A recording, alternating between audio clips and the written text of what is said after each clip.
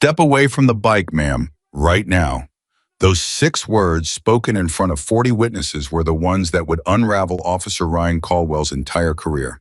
Because the woman he was pointing at wasn't a thief. She was a grandmother who had just walked out of the hospital after open-heart surgery. And the motorcycle he was threatening to confiscate, it was the last piece of her dead husband she had left in this world. Before we go any further, if stories like this one move you, hit that subscribe button right now and drop your city in the comments below. I want to see exactly how far Margaret's story travels. Now let's go back to where this all began. Margaret Whitmore had been awake since 4 in the morning. Not because of the pain, though. The pain was real, a deep surgical ache that ran from her sternum to her ribs every time she drew a full breath. 3 days earlier, she had been lying on an operating table at Billings General Hospital while a cardiac surgeon repaired what years of hard living and harder grief had slowly broken inside her chest. The doctors had told her to rest for at least 2 weeks. Her daughter-in-law had set up the guest bedroom with extra pillows and a call button and a little handwritten sign on the nightstand that said, "Don't you dare get up without telling someone first, Mom." Margaret had read that sign. She had smiled at it. And then at 4:17 in the morning, she had gotten dressed as quietly as she could, folded the note, placed it gently back on the nightstand, and walked out the front door. Because Margaret Whitmore had made a promise to her husband, and she had never broken a promise to Thomas in 42 years of marriage. She wasn't about to start now. The drive from Billings to Red Valley took just under an hour on Route 12, and Margaret made it in 53 minutes because the roads were empty and the early sky was the kind of dark blue that only happens just before the world wakes up. She drove her son's old pickup. Caleb had left the keys hanging by the door, which meant he trusted her more than the doctors did, and she kept the radio off the whole way. She needed the quiet. She needed to think about Thomas. Thomas Whitmore had been a big man with rough hands and a laugh that arrived before he did in any room. He had spent 30 years as a motorcycle mechanic in Red Valley, and in all that time, he never once put a price on his work that a person couldn't afford. If you were broke, he worked for free. If you were struggling, he found a way to make the bill disappear. People in that town still talked about Thomas the way you talk about someone who changed your life without ever trying to take credit for it. I had died 2 years, 4 months, and 11 days ago. Margaret had counted every single one of those days. The Harley had been his last project, an old 1978 Harley-Davidson shovelhead that he'd found at a salvage auction and dragged home in pieces on a borrowed flatbed trailer. He'd been working on it for 6 years before the first heart attack slowed him down. Then the second one finished the job. After the funeral, the bike had sat in Caleb's garage like a wound that hadn't healed. And then one day about 8 months ago, Caleb had walked into that garage, picked up a wrench, and started working. He didn't say anything about it to Margaret. He didn't make any announcements. He just started showing up at the garage every evening after chapter business was done, and he kept showing up until the bike ran. 2 weeks ago, he had called her. "Mom, it's done. Dad's bike is done." Margaret had held the phone against her chest for a full 30 seconds before she could respond, but she hadn't gone to see it. The surgery had been scheduled, and then the recovery, and then the careful waiting, and all along she'd been carrying this one idea like a small, warm coal inside her chest. She was going to surprise him.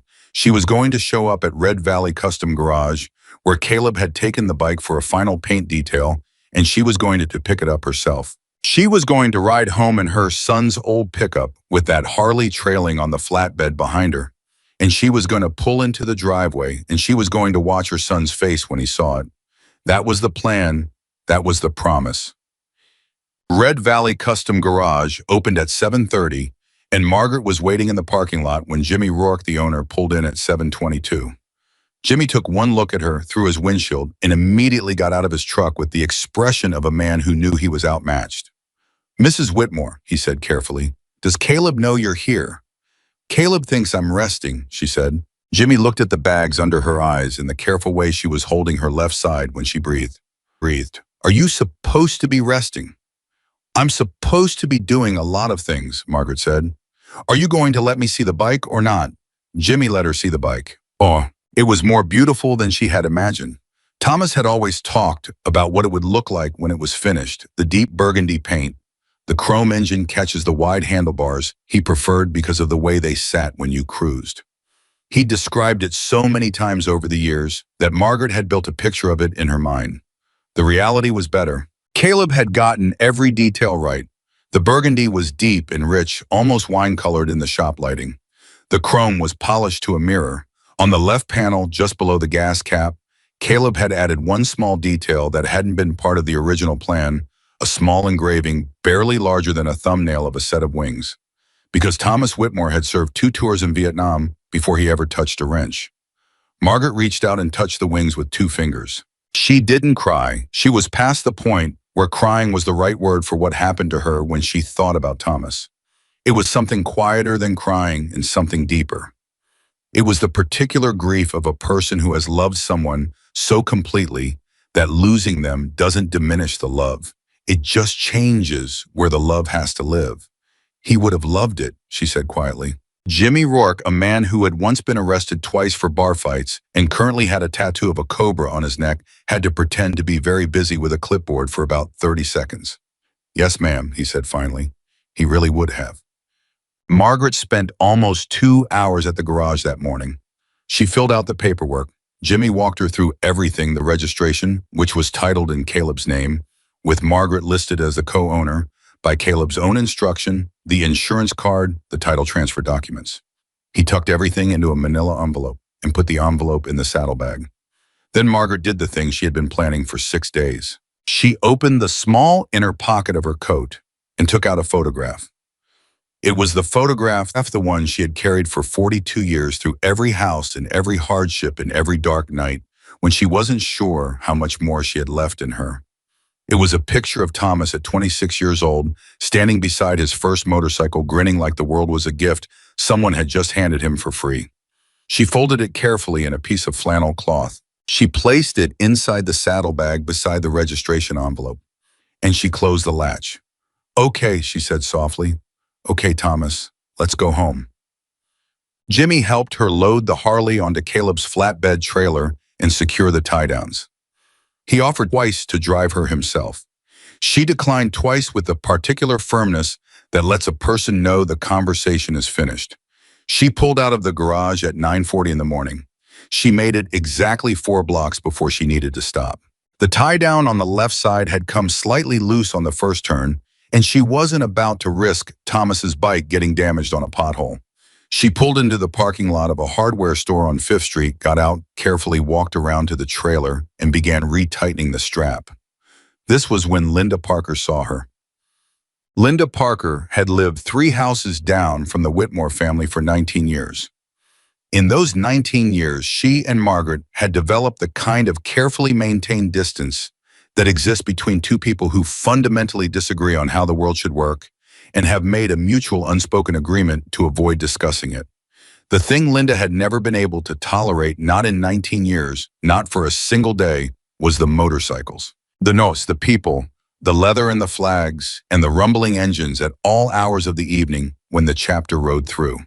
The way Thomas Whitmore had always waved at everyone like Red Valley belonged to everyone equally, and the way his son Caleb had grown up to be president of the local chapter, and the way Margaret had always looked at all of it like it was something to be proud of. Linda Parker did not think it was something to be proud of.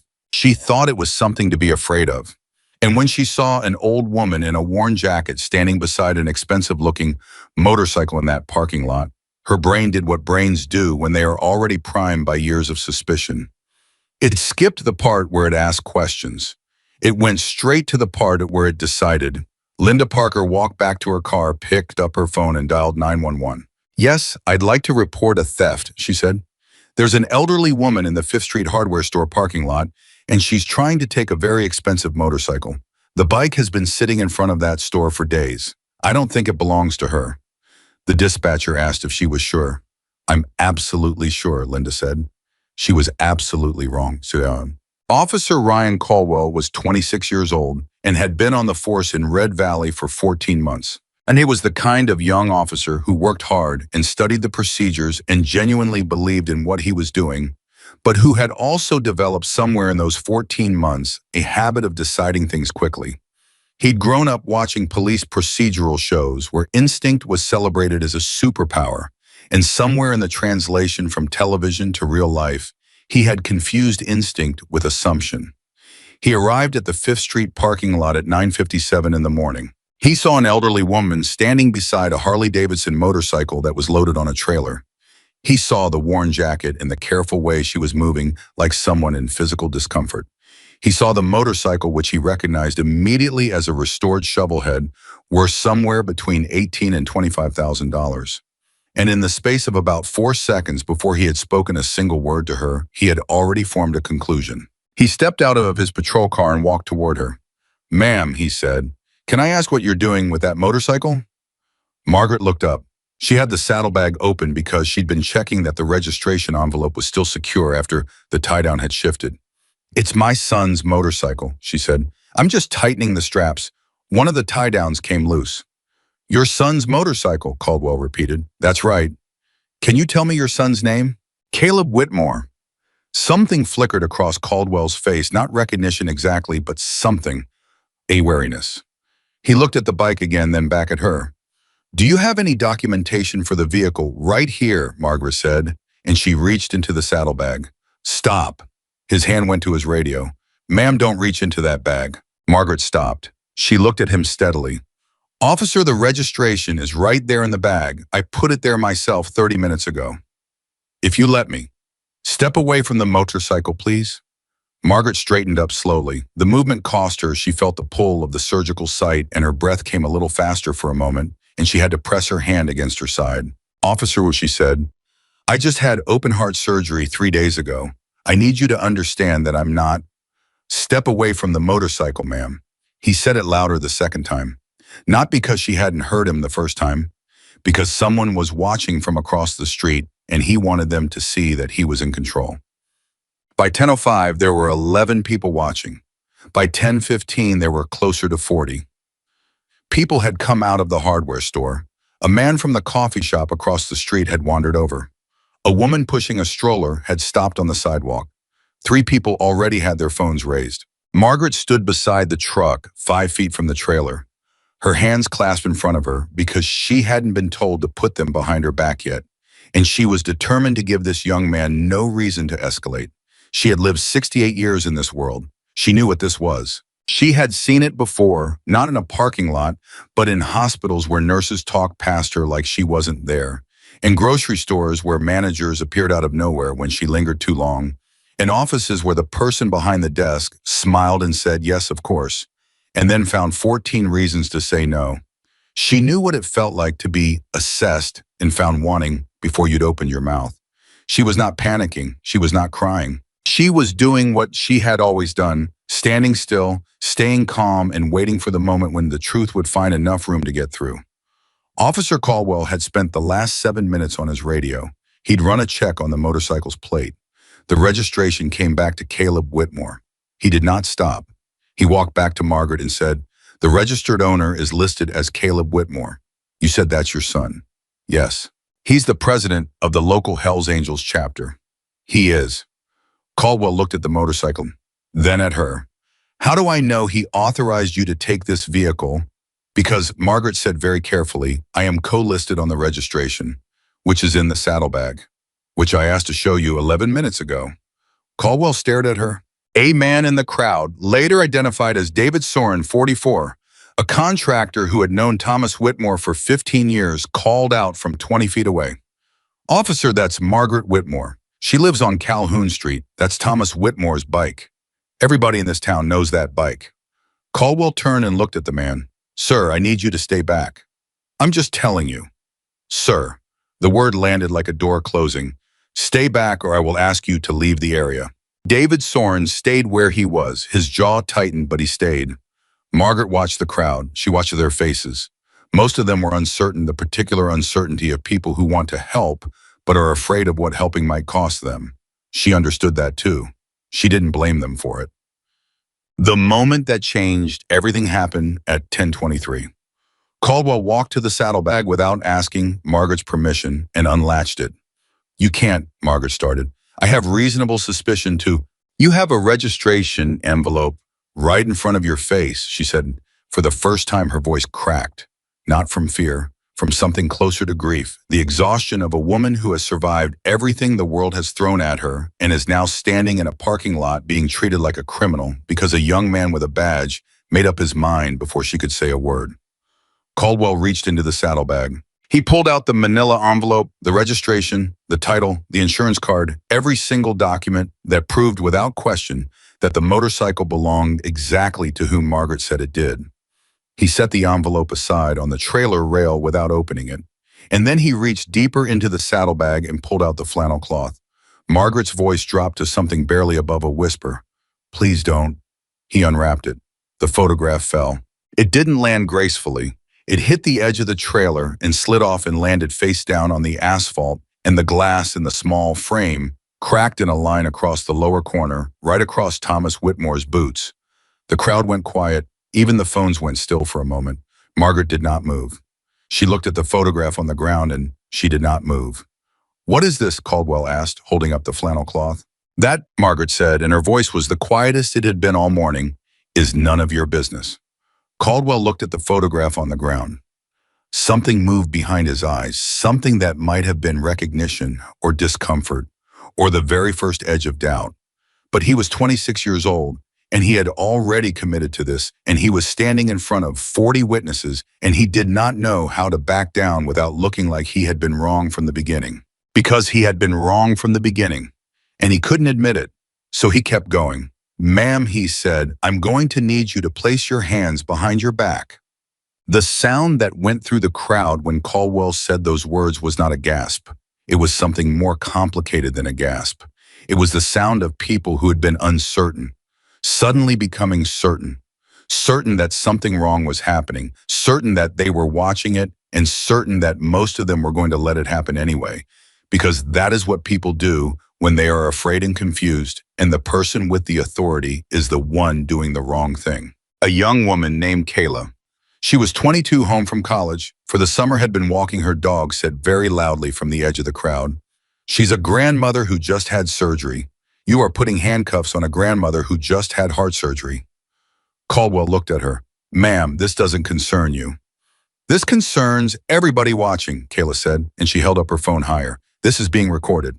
"That's your right," Caldwell said. And then he clicked the handcuffs onto Margaret's wrist. The first cuff went on wrong, too tight, because his hands weren't steady anymore, because somewhere below the authority and the procedure and the momentum, he'd built himself into something in his body understood what his brain still refused to process. Margaret made a sound, not a scream, not a creak, a small, sharp intake of breath, because her wrists were thin and the surgery was 3 days ago, and the cuffs pressed against a bruiser from an IV line, and it hurt in the way that small, specific pain hurts when your body is already at its limit. David Soren stepped forward. "Hey," his voice was different now, lower. "Hey, you need to stop. She has a medical condition. This is wrong. What you're doing right now is wrong." "Sir, I'm going to need you to—" "I don't care what you need me to do," David said. "I'm telling you, this woman has a heart condition and she just had surgery and you are hurting her. That registration is right there. Open the envelope." "Sir, open the envelope." Caldwell looked at the crowd. He counted the phones. He looked at the envelope sitting on the trailer rail.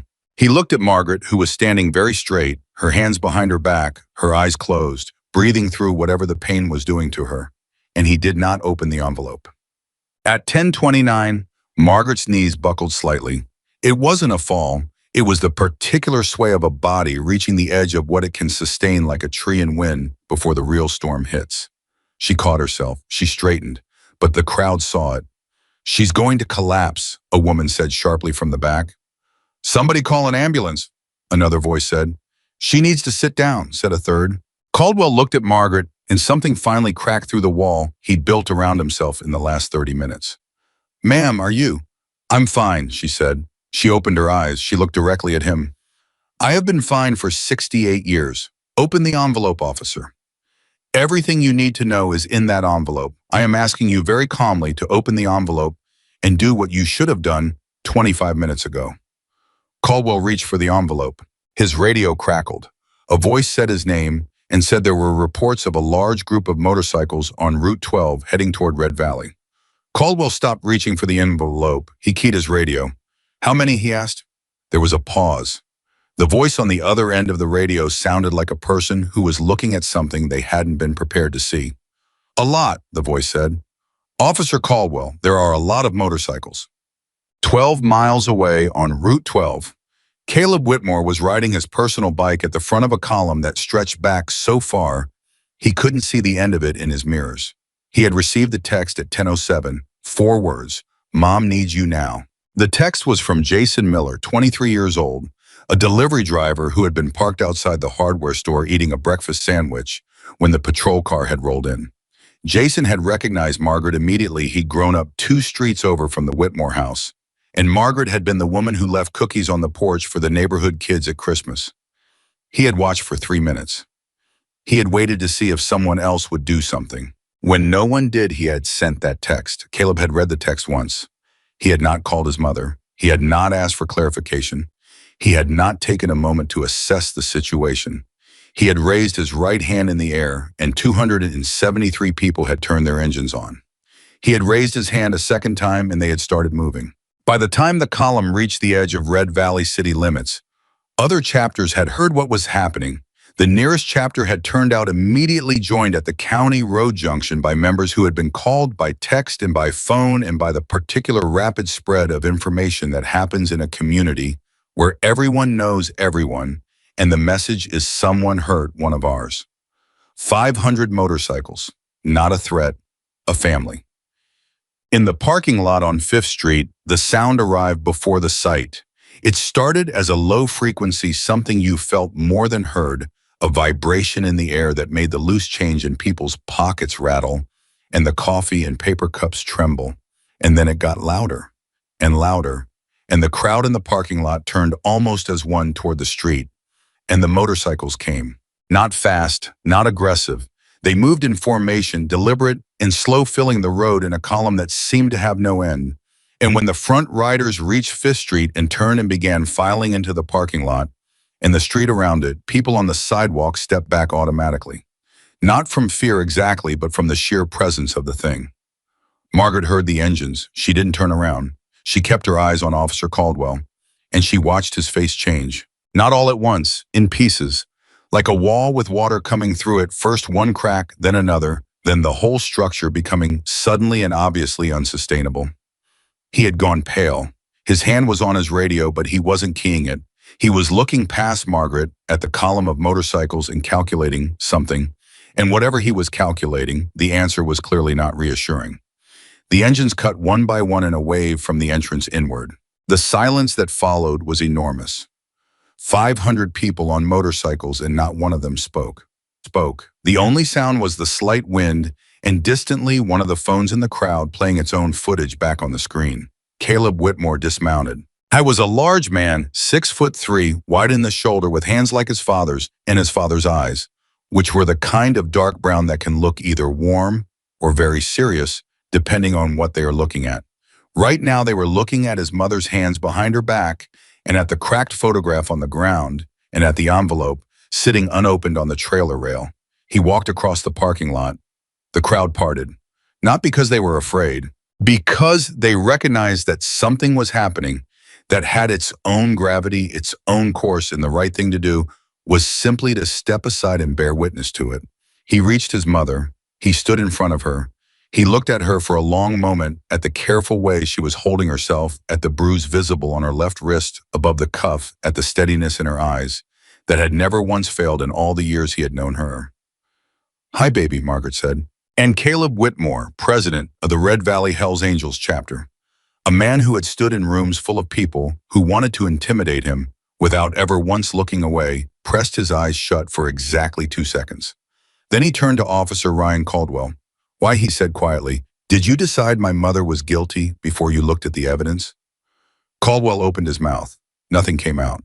"The registration is in that envelope," Caleb said. "It has been in that envelope the whole time she was standing here. My mother asked you 11 times to open it.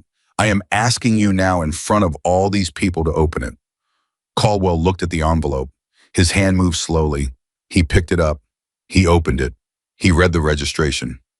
The name on the document was clear: Caleb Thomas Whitmore and Margaret Ann Whitmore, co-owner. The silence in the parking lot was the loudest thing any of them had ever heard. Caldwell set the document back down. He reached for the handcuff key. His hands were shaking. He removed the cuffs from Margaret's wrists without a word. And in that moment, in that specific, devastating witness silence, something shifted in Red Valley, Montana that would not shift back. Not that day, not that year, not ever. Margaret bent down slowly and picked up Thomas's photograph from the asphalt. She turned it over. She looked at the cracked glass, the diagonal line running across her husband's boots, across the young man grinning like the world was a gift. She held the photograph against her chest. She did not look at Caldwell. She looked at her son. "Take me home," she said. And behind them, 500 engines waited in perfect silence. Caleb drove her home himself. He put one of his guys on the truck with the trailer, gave 3 words of instruction, "Careful with it," and then walked his mother to his own bike, the big touring model he rode when he needed comfort over speed. He didn't ask if she was okay. He already knew the answer, and he also knew his mother well enough to understand that asking the question out loud would only make her feel like she had to perform a version of fine for his benefit. So he didn't ask. He just helped her onto the passenger seat the way he had watched his father do 1,000 times over the years.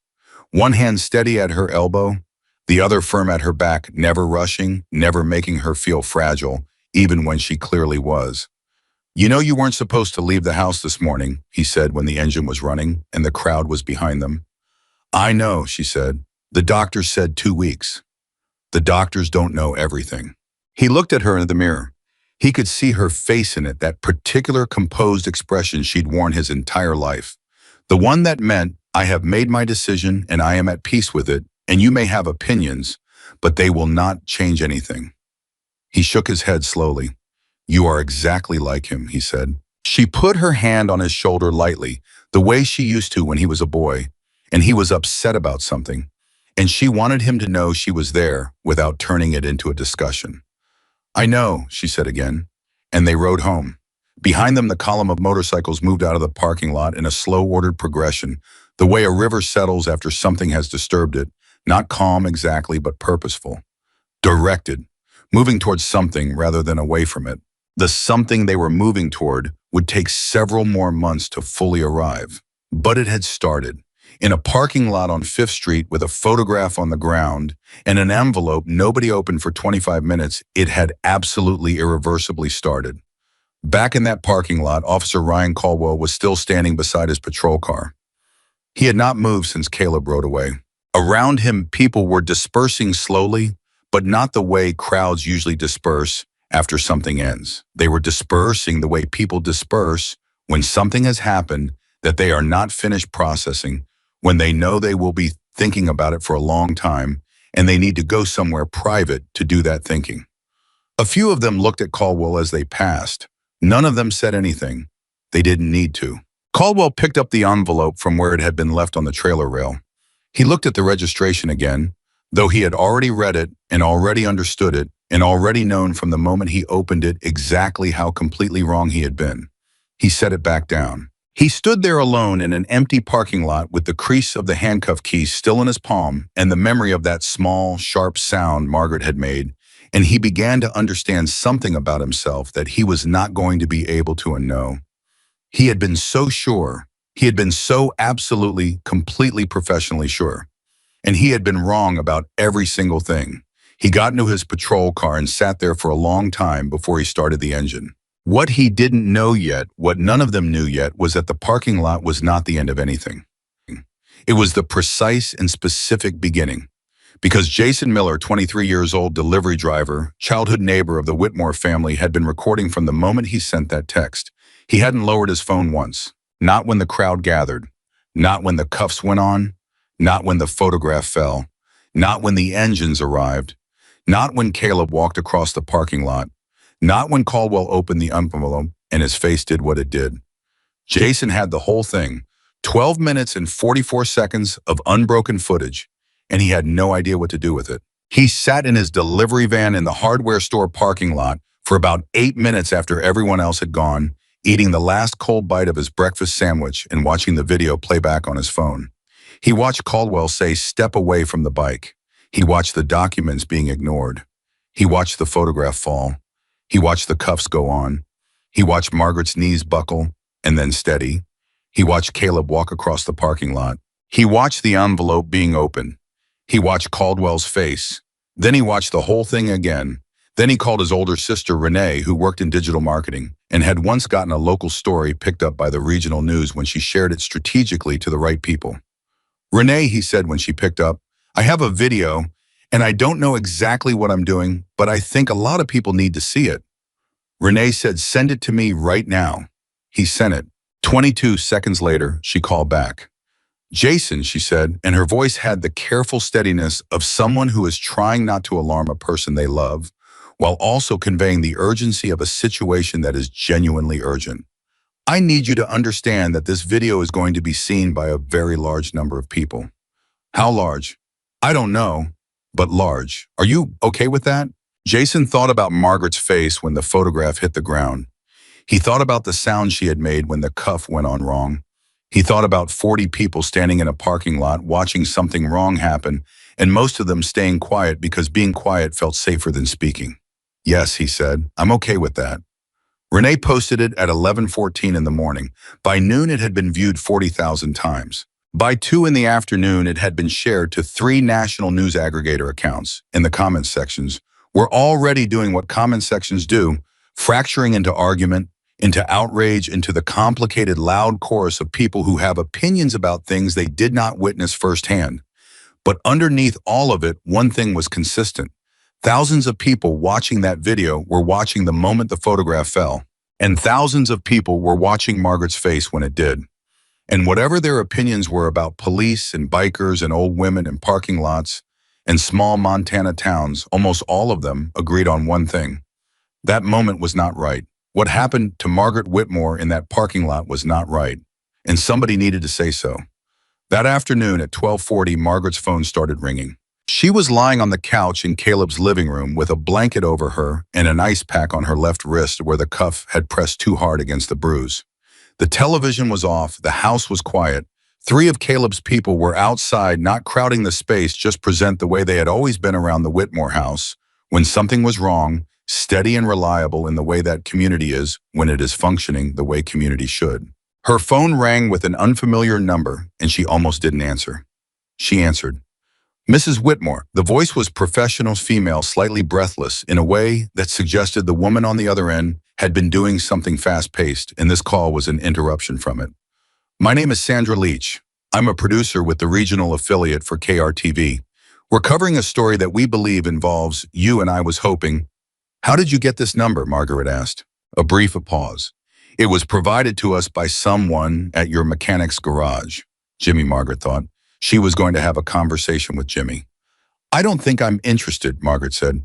Mrs. Whitmore, a video of what happened to you this morning has been viewed by several 100,000 people in the last. I know what happened this morning, Margaret said. I was there. Another pause, longer this time. Sandra Leach recalibrated. Mrs. Whitmore, she said. And this time the professional brightness in her voice had dropped away, leaving something a little more honest underneath. What happened to you was wrong, and a lot of people know it was wrong because they watched it happen. But right now, the only story most of them have is 12 minutes of parking lot footage. They don't know who you are. They don't know anything about you or your husband or your family. And in the absence of that story, people are going to fill in the blanks themselves, and some of them are going to fill them in wrong. I'm not asking you to perform something or be brave for television. I'm asking if you want the chance to tell your own story in your own words. Margaret was quiet for a long time. From outside, she could hear the low murmur of conversation, the sound of boots on the porch steps, the particular familiar atmosphere of the Hells Angels chapter present in full because one of their own was hurting, and that was simply what you did. She thought about Thomas. She thought about the way he had always said the truth doesn't need embellishment, Maggie. It just needs room to breathe. Not today, she said finally. I had open heart surgery 3 days ago and I need to sleep, but call me tomorrow at 9 in the morning and we'll talk.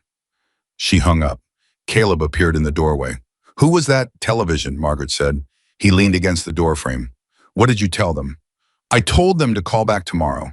He was quiet for a moment, then, Mom, you don't have to do any of this. I can have my lawyer. I know you can, she said, but that's not what I want. What do you want? She adjusted the ice pack on her wrist. She looked at the ceiling.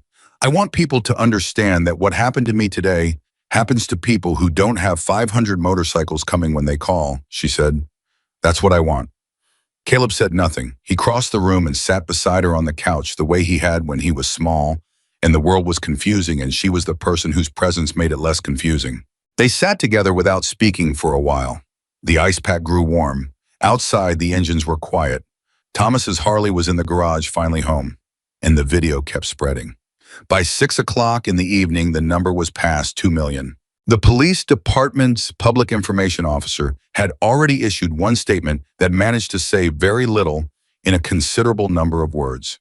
Something about an ongoing internal review and commitment to community standards, and the department takes all concerns seriously.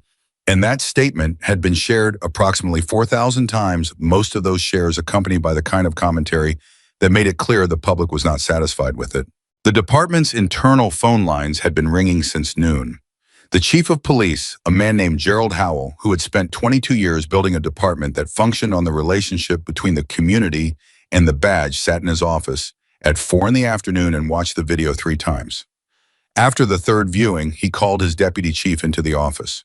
"Tell me about Caldwell," he said. The deputy chief, Marcus Webb, 15 years on the force, deeply practical, the kind of administrator who kept meticulous notes precisely for moments like this one, placed a file on the desk. 14 months on the force, Webb said. No formal complaints filed.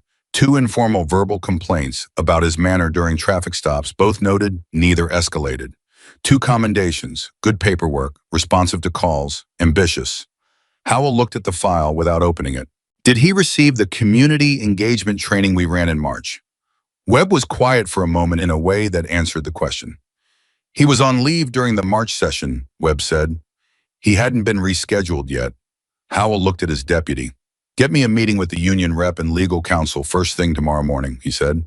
"And call the mayor's office and let them know we're going to be in front of this, not behind it." "Yes, sir." "And Marcus." Howell leaned back in his chair. The weight of the day was visible in him, the way weight is visible in people who take responsibility seriously, not dramatic. Just present, settled into the posture and the set of the jaw. "Get me Margaret Whitmore's contact information. I want to reach out personally, not through a statement, not through legal, me personally to her." Webb wrote it down. "Do you want me to review what to say?" "No," Howell said. "What I need to say doesn't need preparation. It just needs to be said." He was right about that. He was also right that he should have moved faster. Because the thing he didn't yet know, the thing that was developing in a server room across the city where the county records were stored, and a journalist named Patricia Osei had been working since 2 in the afternoon, was that the parking lot incident was not the first time Ryan Caldwell had made a fast judgment and refused to reconsider it. Patricia Osei was 31 years old and worked for the Billings Gazette. She had grown up in Red Valley, which meant she had sources in this town that no outside journalist could touch, and she had been on the phone since the video started circulating with every one of those sources. What they were telling her was not comfortable. The first call had come from a man named Robert Ashford, 63, a retired postal worker who lived on the east side. Robert told her about a traffic stop 6 months ago. Caldwell, a young black man visiting his aunt, a search of the vehicle that lasted 45 minutes based on what Caldwell had described in his report as visible nervousness. Nothing found, no charges filed, no formal complaint because the young man had been so shaken by the experience that he just wanted to get in his car and drive away.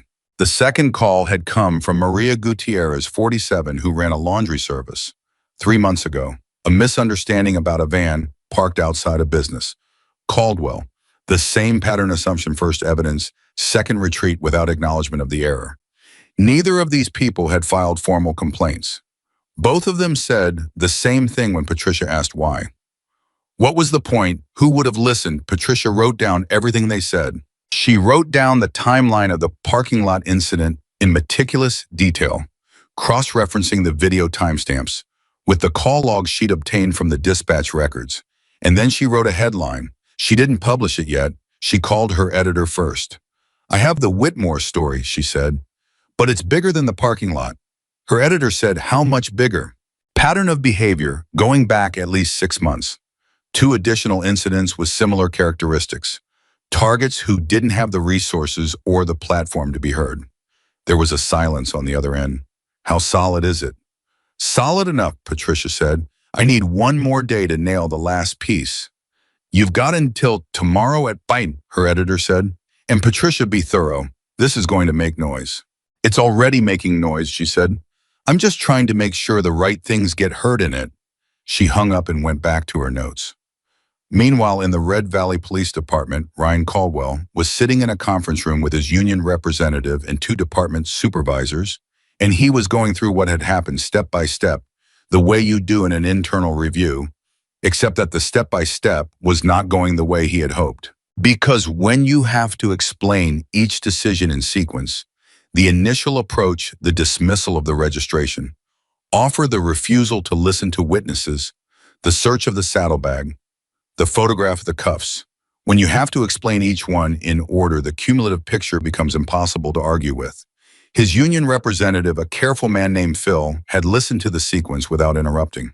When Caldwell finished, Phil said very quietly, "Ryan, did you open the envelope?" "I not immediately, no." "Did you look at the documents she offered?" "I had concerns about the situation, Ryan." Phil's voice was not unkind, but it was not soft either. "Did you open the envelope?" Caldwell looked at the table. "No," he said. "Not right away." Phil made a note. The supervisors made notes. The room was quiet in a specific way that experienced officers recognize as the quiet that comes just before something changes and cannot be changed back. Caldwell looked up. "I made a judgment call," he said. "Officers make judgment calls." "That's true," one of the supervisors said. "But judgment calls are supposed to incorporate available evidence. The available evidence was in an envelope on the trailer rail for 25 minutes and you didn't open it." "I was managing a dynamic situation." "You were managing a 68-year-old woman recovering from open-heart surgery who offered you documentation 11 times. Caldwell had no answer for that because there was no answer for that.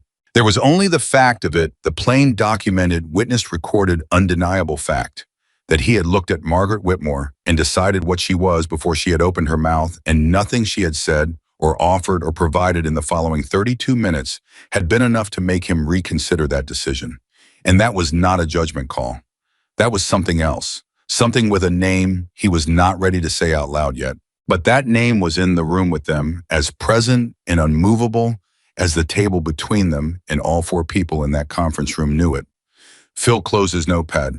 "I'm going to advise you not to make any public statements," he said to Caldwell. "Not to the press, not on social media, not to coworkers. The department is conducting a formal review. Until that review is complete, you will say nothing." Caldwell nodded. He drove home in his personal vehicle that evening. The patrol car stayed in the lot. He did not know yet whether it would be waiting for him when the review was done. That uncertainty was the first real consequence he had experienced all day. It would not be the last. Margaret slept for 11 hours. She woke up the next morning at 7:14 with the kind of deep-settled ache that comes after a body has finally been allowed to rest after it has been pushed too far. She lay still for a moment, cataloging the damage. The wrist was bruised dark purple along the inside where the cuff had been. The surgical site was sore in a way her cardiologist was going to express opinions about, and her feet were swollen from standing too long on concrete. None of it was serious. All of it hurt. She sat up, slowly went to the window and looked out at the driveway. 3 bikes were still parked outside. They had been there all night. She didn't need to ask why. She had watched these people for 30 years, had learned their rhythms, their loyalties, the particular language of their presence, and she knew that 3 bikes in the driveway overnight meant we are here and you are not alone, and nothing more complicated than that. She went to the kitchen and made coffee. Caleb appeared 10 minutes later with the look of a man who had not slept much and was running on the particular fuel of controlled anger and black coffee. "Patricia O.C. called," he said. Margaret poured herself a cup. "Went 7 this morning. She's working a piece for the Gazette. She says it's not just about yesterday." Margaret looked at him. "She found 2 other people," Caleb said. 2 other incidents.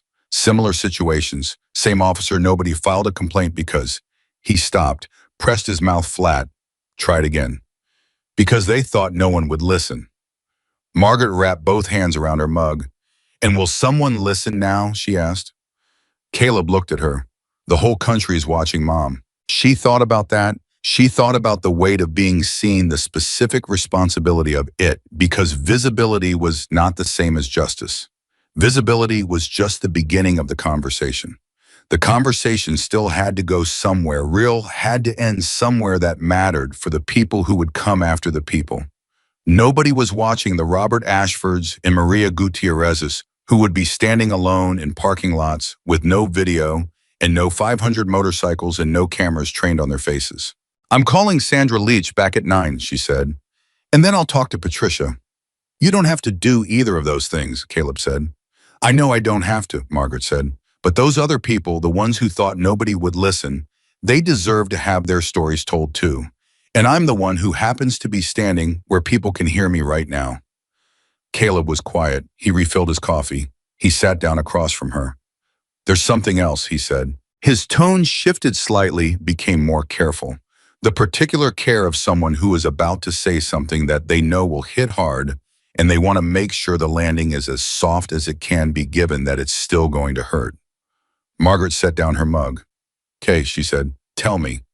"The department called last night. Chief Howell personally. He wants a meeting. Not formal, not legal offices and representatives. He wants to come here, to this house, and he wants to apologize." Margaret was quiet. He also said, Caleb glanced at a notepad on the counter, making sure he got this right, that the department is launching a full formal investigation into Caldwell's conduct, not just yesterday, but going back through his record. He said there are indications that yesterday was not an isolated incident. "It wasn't," Margaret said. Caleb looked at her. "Patricia's not the first person to call me," she said. "Maria Gutierrez called me yesterday evening while you were outside. She told me what happened to her 3 months ago. And she apologized to me. Can you imagine? She apologized. Like she had done something wrong by not coming forward sooner. Like it was her fault she didn't believe anyone would listen." Caleb said nothing for a moment. His jaw was doing the thing it did when he was working hard to stay controlled. She had watched him do that since he was 11 years old, and it was one of the things she had always been most proud of in him. That capacity for discipline, for measured response, for choosing the right action over the satisfying one. Thomas had taught him that, by example, by patience, by 30 years of choosing to fix things rather than break them. "Tell Howell to come at 2, Margaret said, "and tell him to bring whoever he needs to bring to make the things I'm going to ask for actually happen. Because I'm not interested in sitting across from someone who wants to feel better about yesterday. I'm interested in what changes on the day after yesterday." Caleb nodded slowly. He reached for his phone. Then he stopped. He looked at her. "Mom," he said, "yeah. How are you actually doing? Not for television, not for the chief of police. Just how are you doing?" Margaret looked at her coffee cup. She turned it slowly in her hands. She thought about Thomas's photograph with the crack across the glass. She thought about the parking lot, the crowd of people who didn't speak, the sound of her own breath when the cuff went on too tight, the way she had stood there alone in the middle of all those witnesses and felt that particular loneliness that is specifically the loneliness of being disbelieved. She thought about the sound of 500 engines arriving. She thought about Caleb walking across the parking lot and the way his voice had been so perfectly steady when he asked that one question. She thought about lying on the operating table 3 days ago and making herself breathe slowly and thinking about Thomas's unfinished motorcycle and the promise she had made and the fact that she was not done yet. She was simply not done yet. "I'm okay," she said. "I'm tired. My wrist hurts and my doctor is going to be furious with me and I need to sleep about 12 more hours, but I'm okay." She looked up at him. "I'm more okay than the people who thought no one would listen," she said. "That's the part I can't let go of. That's the part that keeps me moving." Caleb nodded once. He made the call. And outside, the 3 bikes in the driveway caught the morning light, the way metal does when the sun hits it clean quietly without ceremony. Simply present in the way that solid things are present when they have decided to stay. Thomas's Harley was in the garage. The photograph was on the nightstand with the cracked glass because Margaret had refused to throw it away. And the town of Red Valley, Montana was about to discover that a grandmother from Calhoun Street had a great deal more to say. Chief Gerald Howell arrived at Caleb's house at 2 o'clock exactly. He came alone. That was the first thing Margaret noticed. No deputy, no public relations officer, no lawyer, with a briefcase full of careful language.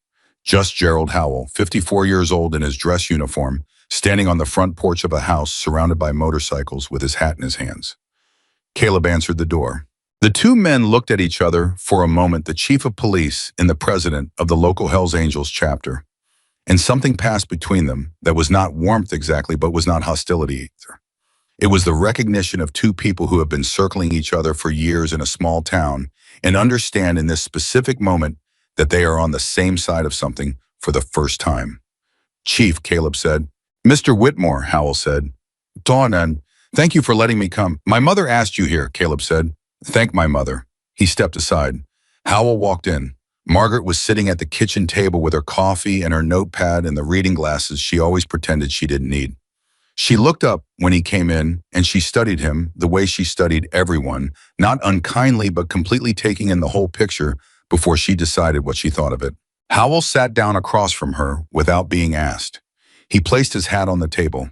He looked at her wrist, the dark purple bruise visible below her sleeve, and something moved through his face that was not performance. It was the genuine discomfort of a person who is responsible for an institution that has caused harm and knows it. Mrs. Whitmore, he said, I want to start by saying something plainly without qualifications or department language. What happened to you yesterday was wrong. It was wrong from the moment Officer Caldwell made his first assumption, and it compounded with every decision he made after that. You were treated without dignity, without fairness, and without the basic respect that every person in this community deserves. I am sorry. Personally and professionally, I am sorry. Margaret looked at him steadily. Are you sorry, she said? Or is the department sorry because 4 million people watched it happen? Howell didn't flinch. Both, he said. I won't insult you by pretending the visibility doesn't matter. It does. But I also won't pretend that the visibility is the only thing that matters to me, because it isn't. I have been doing this job for 22 years, Mrs. Whitmore. I got into it because I believed in something. Yesterday showed me that somewhere between that belief and the present day, something went wrong in my department that I did not catch. That is on me. Silence. Margaret tapped her pen once against the notepad. Tell me about the other incidents, she said. Howell's expression shifted slightly. You know about those? I know about 2 of them. Patricia Osei told me this morning that she's found a third. A young man from out of town 6 months ago traffic stop that lasted nearly an hour for no documented reason. She paused. Did you know about any of them before yesterday? Howell was quiet for 3 seconds. Those 3 seconds were their own answer. There were informal notations, he said carefully, mumbling that rose to the level of formal complaint. Because the people it happened to didn't believe a formal complaint would go anywhere, Margaret said. Which means the system didn't just fail them once when the incident happened. It failed them twice by being the kind of system that people have given up on before they even try. Caleb was standing in the doorway with his arms crossed. He didn't say anything. He didn't need to. Howell leaned forward slightly. Mrs. Whitmore, what do you want? Not rhetorically, specifically. Tell me what you want to come out of this, and I will tell you honestly what I can and cannot do. Margaret opened her notepad. She had been writing since 7 in the morning. She read from it without preamble. Mandatory community engagement training for every officer, not optional, not reschedulable because someone happened to be on leave when it ran. Body camera activation requirements with real consequences for noncompliance. An independent civilian review board with actual authority, not advisory status, actual authority to review misconduct cases and make binding recommendations. A formal process for people to report incidents that doesn't require them to walk into a police station and file paperwork in front of the people they're reporting. And a public accounting of the Caldwell incidents, not a press release of full accounting. The people he stopped deserve to have their experiences acknowledged officially. She closed the notepad. That's what I want, she said. Not for me. I have 500 people who showed up for me yesterday. I want it for the people who don't. The kitchen was very quiet. Howell looked at the notepad. Then he looked at Margaret. I can't promise all of that today, he said. Some of it requires city council approval. Some of it requires budget authorization. But I can tell you that I am going to walk out of this house and begin working on every single item on that list, and I am going to do it in public with documentation so that you can hold me to it. I will, she said simply. You should know that about me. Howell almost smiled. It was the kind of almost smile that comes when someone respects you too much to be amused and too much to hide the fact that they are. I'm beginning to understand that, he said. He picked up his hat. He started to stand. One more thing, Margaret said. He stopped. Ryan Caldwell is 26 years old, she said. What he did was wrong. What the pattern of his behavior suggests about his training and his assumptions is a serious problem. But I am not asking you to destroy him. I am asking you to fix what produced him. Because he didn't come out of nowhere. He came out of a system. Fix the system. Howell looked at her for a long moment. I'll do my best, he said.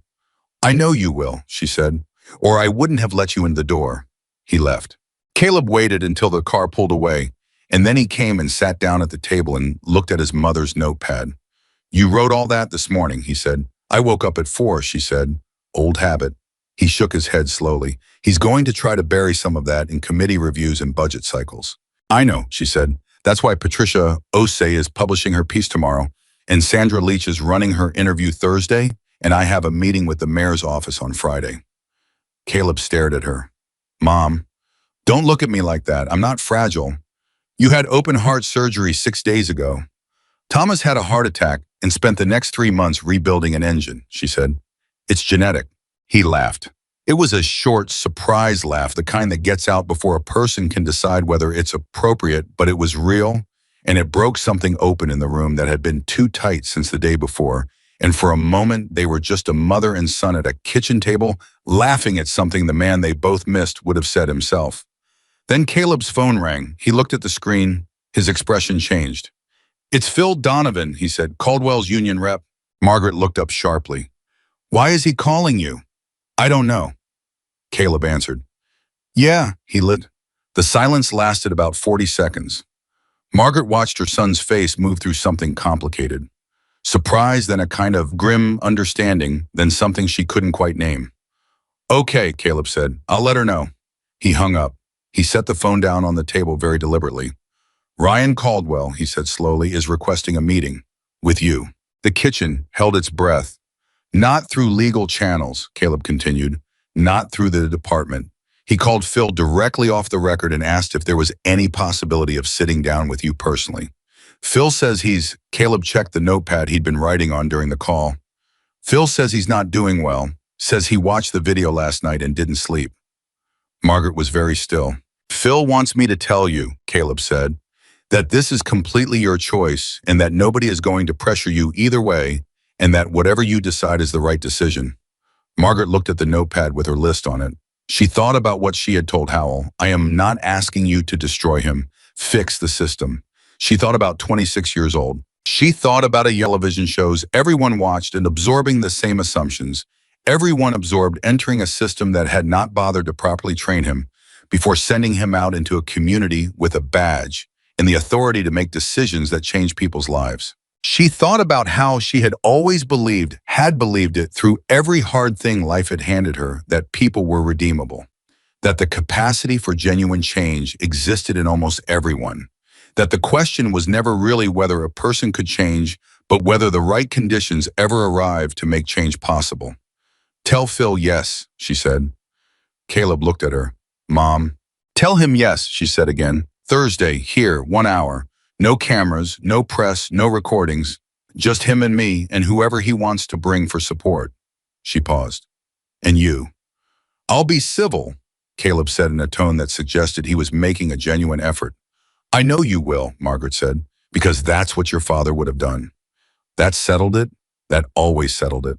Meanwhile, on the other side of town, Patricia Osei was sitting in her car outside the Billings Gazette building on the phone with a third person, a young man named Marcus Webb Jr. No relation to the deputy chief, 22 years old, who had been driving through Red Valley, visiting his aunt when Caldwell had pulled him over 6 months ago. Marcus had not wanted to talk at first. He had told Patricia on the first call that he just wanted to move on, that going back into it wasn't something he had the energy for, that he had spent 3 weeks after the incident not sleeping well, and he had finally gotten to a place where he could sleep again, and he wasn't sure he wanted to disturb that. Patricia had not pushed. She had said, I understand. If you change your mind, here's my number. He had changed his mind at 8:30 that morning after watching the video of Margaret Whitmore in the parking lot 3 times. She's a grandmother, he said to Patricia on the second call. She just wanted to bring a motorcycle home, and he treated her like... He stopped. started over.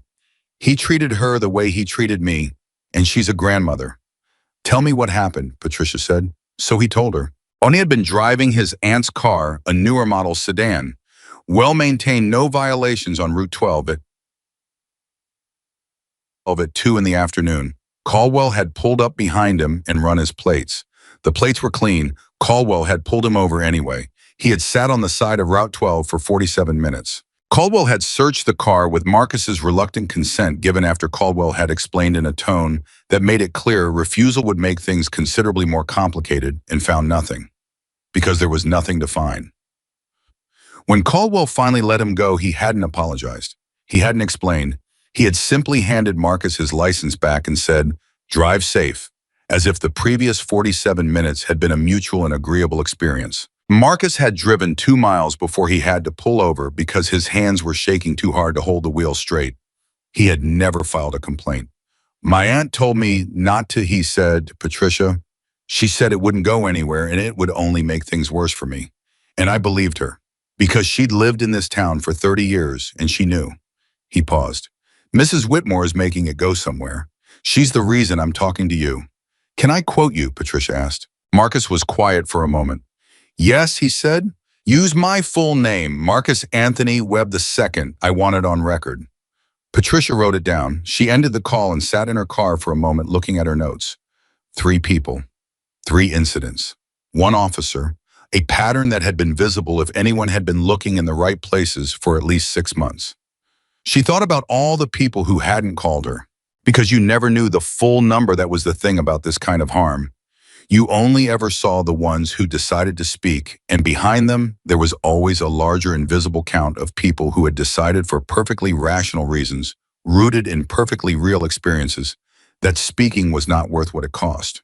She started writing. She wrote until 2 in the morning. The piece published at 7 the next day.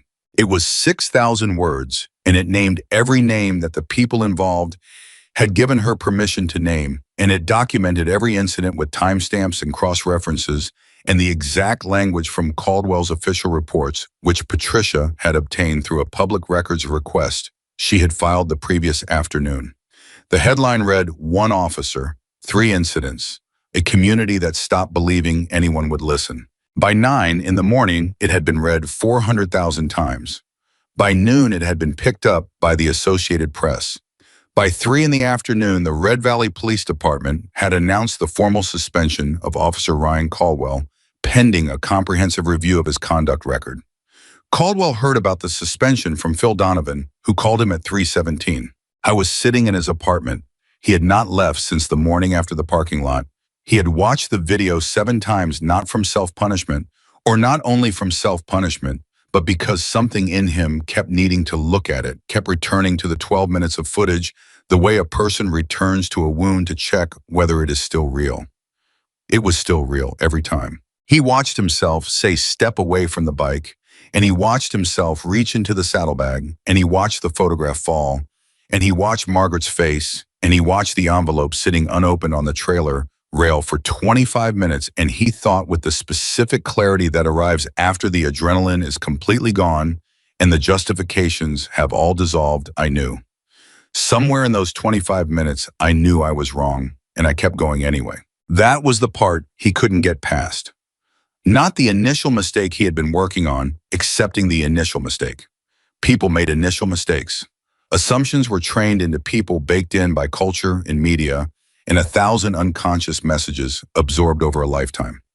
He could understand the initial mistake even as he held himself responsible for it. What he couldn't rationalize was the moment he could place it almost exactly at around the 12-minute mark, when David Soren had spoken up from the crowd and said, "That's Margaret Whitmore." Everybody in this town knows that bike when something in him had known, had clearly, unmistakably known. And he had told that person to step back, and he had kept going.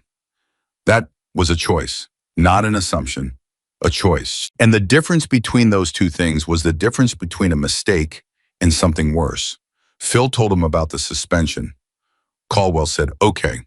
Phil said, "Ryan, I need you to hear me. The union will represent you through the review process. You have rights, and we will protect them. But I also need you to understand that the evidence picture here is it's not good. The 3 incidents, the pattern, The video. A good outcome for you at this point looks very different from what it looked like 3 days ago. What does a good outcome look like? Caldwell asked. Phil was quiet for a moment. Honestly, it starts with Thursday. Thursday was the meeting with Margaret Whitmore. Caldwell had requested it in a moment that felt less like a decision and more like an inevitability. The sense that there was one thing he could do that was real. One thing that could not be spun or processed through official channels or managed by representatives, and it was to sit across from the woman he had put handcuffs on and look at her directly and say the things that needed to be said. He didn't know if she would accept. When Phil called him back Wednesday morning and told him she had said yes, he sat very still for almost a full minute. Then he said, "Thank you." Phil said, "Don't thank me, show up." He showed up. Thursday at 1 in the afternoon, Ryan Caldwell drove to Caleb Whitmore's house in his personal car wearing jeans and a gray shirt because Phil had advised him not to come in uniform, and he had agreed that Phil was right. He had Phil beside him in the passenger seat. He parked on the street because the driveway held motorcycles, walked up the front steps and knocked on the door. Caleb opened it. The two men looked at each other. Caldwell was 6 feet tall. Caleb was 3 inches taller and broader everywhere, and wearing an expression that was carefully, precisely neutral, the expression of a man who has made a specific decision about what he is going to do in this hour and is committed to it regardless of how difficult the commitment becomes. "Come in," Caleb said. They sat in the living room. Margaret in the armchair she had clearly claimed as her established position, upright, composed, reading glasses pushed up on her head. Caleb on the couch to her left. Caldwell and Phil on the couch across from them. The room was very quiet. Caldwell looked at Margaret's wrist. The bruise had gone deeper in the days since the way bruises do, moving through purple into something darker at the edges. It was visible below her sleeve. He had put that there. He had stood there with a key in his hand and put that there. "Mrs. Whitmore," he said, and then stopped. Because he had rehearsed this. He had spent 2 days rehearsing it. He had written things down and crossed them out and started again, and he had arrived at what he believed was the right way to say the things he needed to say. And now that he was in the room with her, looking at her directly, every prepared sentence had simply left him. So he said the unprepared thing. "I looked at you and I decided what you were before I knew anything about you," he said. "And nothing you said or showed me or asked me to do in the 30 minutes after that was enough to make me reconsider. Not because the evidence wasn't there. It was there. It was right in front of me the whole time." His voice was steady, but only through visible effort. "I kept going because I had already decided, and admitting I decided wrong would have meant admitting it in front of all those people. And I was more afraid of that than I was committed to doing the right thing." He stopped. Margaret was looking at him, not with anger, not with the particular cold evaluation he had been bracing for. With something more complex, the expression of a person who has been listening for something specific and has just heard it. "That's the most honest thing you could have said," she told him. Caldwell looked at his hands. "It doesn't fix anything." "No," she agreed, "it doesn't. But it's the beginning of fixing yourself, which is the only thing that has a chance of fixing anything else." She paused. "How old are you?" 26. "Thomas was 26 when he made the biggest mistake of his life," she said. "He spent the next 40 years making it right, not by talking about it, by what he did every day after." She let that sit for a moment. "What you did to me was wrong. What you did to Marcus Webb and Robert Ashford and Maria Gutierrez was wrong. The question is what you do with the knowledge that it was wrong." Caldwell was very still. "I've been thinking about leaving the force," he said quietly. Caleb, who had been silent for the entire exchange, spoke for the first time. "Is that what you want, or is that what feels easiest right now?" Caldwell looked at him, surprised. "Because running away from it doesn't fix anything for the next person who encounters an officer who makes the same assumptions you made," Caleb said. His voice was level. It cost him something Margaret could see, that could see the precise internal effort it was taking her son to extend this particular consideration to this particular person. But he was doing it because that was what his father would have done. If you genuinely want to fix what you broke, you have to stay inside the system that broke it and fight to change it from there. That's harder than leaving.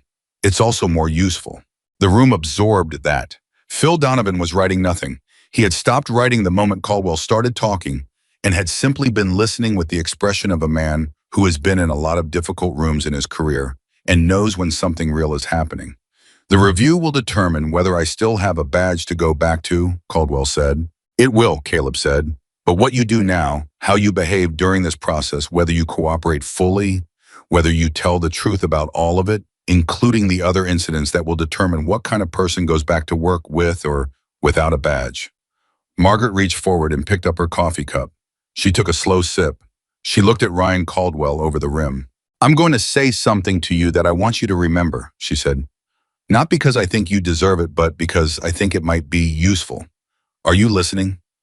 He nodded. The photograph you knocked off that trailer, she said. The man in that photograph was a veteran and a mechanic and a father and the best person I ever knew. He spent 30 years fixing motorcycles for people who couldn't afford to pay him. He never asked for recognition. He never needed the world to know his name. He just showed up every day and did the right thing for whoever was standing in front of him. She set down the cup. He would have fixed your bike for free. He would have shaken your hand and manned it, and you would have looked at him in a parking lot and made the same decision you made about me. Caldwell's jaw tightened. I know, he said. I know. That's the thing you have to live with, Margaret said. Not the consequences from the department, not the video, not the press. The thing you have to live with is knowing what you would have done and then choosing differently from here. Nobody spoke for a long time. Outside, the wind moved. Inside of the garage, Thomas's Harley was waiting. Finally, Caldwell said in a voice stripped down to something entirely unguarded, Why are you doing this? Why did you say yes to this meeting? You don't owe me anything. Margaret looked at him for a moment. Because, she said slowly, I've been doing this for 68 years, fighting to be seen by people who decided I wasn't worth seeing. And in all that time, I never once met a person who changed by being written off. People change when someone refuses to write them off. She paused. I'm not doing this for you. I'm doing it because I want you to become the kind of officer who sees the next Margaret Whitmore before he gets to the handcuffs. That's what I'm here for. Caldwell looked at her. For a moment, his composure broke entirely. Not dramatically, not with sound, but in the particular way of someone who has been holding something very heavy for several days and has just been given permission to set it down, even briefly, even incompletely. He nodded once. Then he stood up. He extended his hand. Margaret looked at it. She took it. They shook hands once briefly, and it was not forgiveness. It was something more precise than forgiveness, something that didn't have a clean name, but that everyone in the room recognized as real. After he left, Caleb came and sat beside his mother. Dad would have done exactly that, he said. I know, she said. She was tired. The bone-deep tired of someone who has been carrying a great deal for a long time and has just briefly put a piece of it down. But she was not done, because the next morning she had a meeting with the mayor's office. And the morning after that, Sandra Leach's interview was going to run on every regional affiliate in the state. And somewhere in the editorial offices of 3 national publications editors were reading Patricia Osei's piece and making phone calls and setting up their own follow-up stories. And in communities across the country, people who had stood in parking lots alone with no 500 motorcycles and no cameras and no one sending forward text, those people were watching a 68-year-old grandmother from Red Valley, Montana, and something in them was shifting. Something that felt carefully and tentatively, and for the first time in a long time, like the possibility of being heard. Margaret looked at Thomas's photograph on the table beside her. The cracked glass caught the afternoon light. She picked it up and held it for a moment. I'm not done yet, she told him quietly. Not even close. The mayor's office smelled like old coffee and new carpet, which Margaret decided was an accurate metaphor for most government buildings she had ever been inside. Mayor Daniel Reeves was 51 years old in his second term and had the particular energy of a politician who has just realized that something happening in his town has become significantly larger than his town. He was not a bad man. Margaret had voted for him twice. But she had also watched him long enough to know that he was the kind of leader who moved with the wind rather than against it, which meant he was currently very interested in being on the right side of this story because the wind was blowing hard in one direction and he was a practical person. She was okay with that. She had learned a long time ago that you worked with the tools available, not the tools you wished you had. She arrived at 9 in the morning with Caleb beside her, in a folder containing her notepad and 3 printed copies of Patricia Osei's article, which had now been read by more than 2 million people. and had generated enough editorial response that it was being cited in opinion pieces in publications that had never previously found reason to write about Red Valley, Montana. The mayor's chief of staff, a young woman named Andrea Cole, who had the efficient manner of someone doing the work of three people, simultaneously met them at the entrance and walked them to the conference room where Reeves was already waiting with the city attorney and two members of the city council. Margaret looked at the room. 5 people on one side of the table, 2 on the other. She sat down, opened her folder, and got directly to the point. "I'm going to assume you've all read Patricia Osei's piece," she said, "and I'm going to assume you've all seen the video, so I'm not going to spend time establishing the facts. I'm going to tell you what I want to happen and why, and then I'd like to hear what obstacles you're going to present and whether those obstacles are real or whether they're the kind that dissolve when enough people are watching." The city attorney, a man named Howard Bright, who had spent 20 years making uncomfortable conversations manageable, shifted in his chair. Reeves looked at Margaret with an expression that was somewhere between respect and the specific discomfort of a man who has been accustomed to controlling the pace of a meeting and has just realized that is not going to happen today. "Mrs. Whitmore," he said, "please," she read from her list. It was the same list she had given Howell with 3 additions she had developed after the Thursday meeting with Caldwell and after 2 days of phone calls from people she had never met, people from other towns, other states, people who had watched the video and then called the number that Jason Miller had listed in his original post because they had their own parking lot stories and no one had ever asked them to tell them. The 3 additions were these: a dedicated non-emergency reporting line, staffed by trained civilian counselors, not dispatchers. A quarterly public report on all misconduct complaints filed against officers with outcomes published on the city website and mailed in summary form to every household in the district. And a community liaison position paid full-time reporting to both the police department and the civilian review board, whose specific job was to be the person that the Maria Gutierrezes and the Marcus Webbs of Red Valley called when something happened and they didn't know what to do next. She finished reading. The room was quiet. Howard Bright said carefully, "Some of these items require budget allocation that would need to go through the council's appropriations process."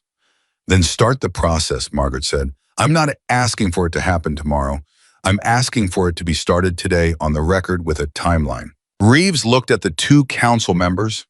One of them, a woman named Councilwoman Janet Price, who had been taking notes since Margaret started speaking, gave a small nod.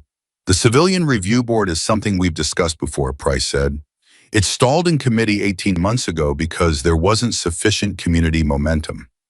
"Is there sufficient community momentum now?" Margaret asked. Price looked at her. "Yes," she said plainly, "there is." Reeves leaned forward.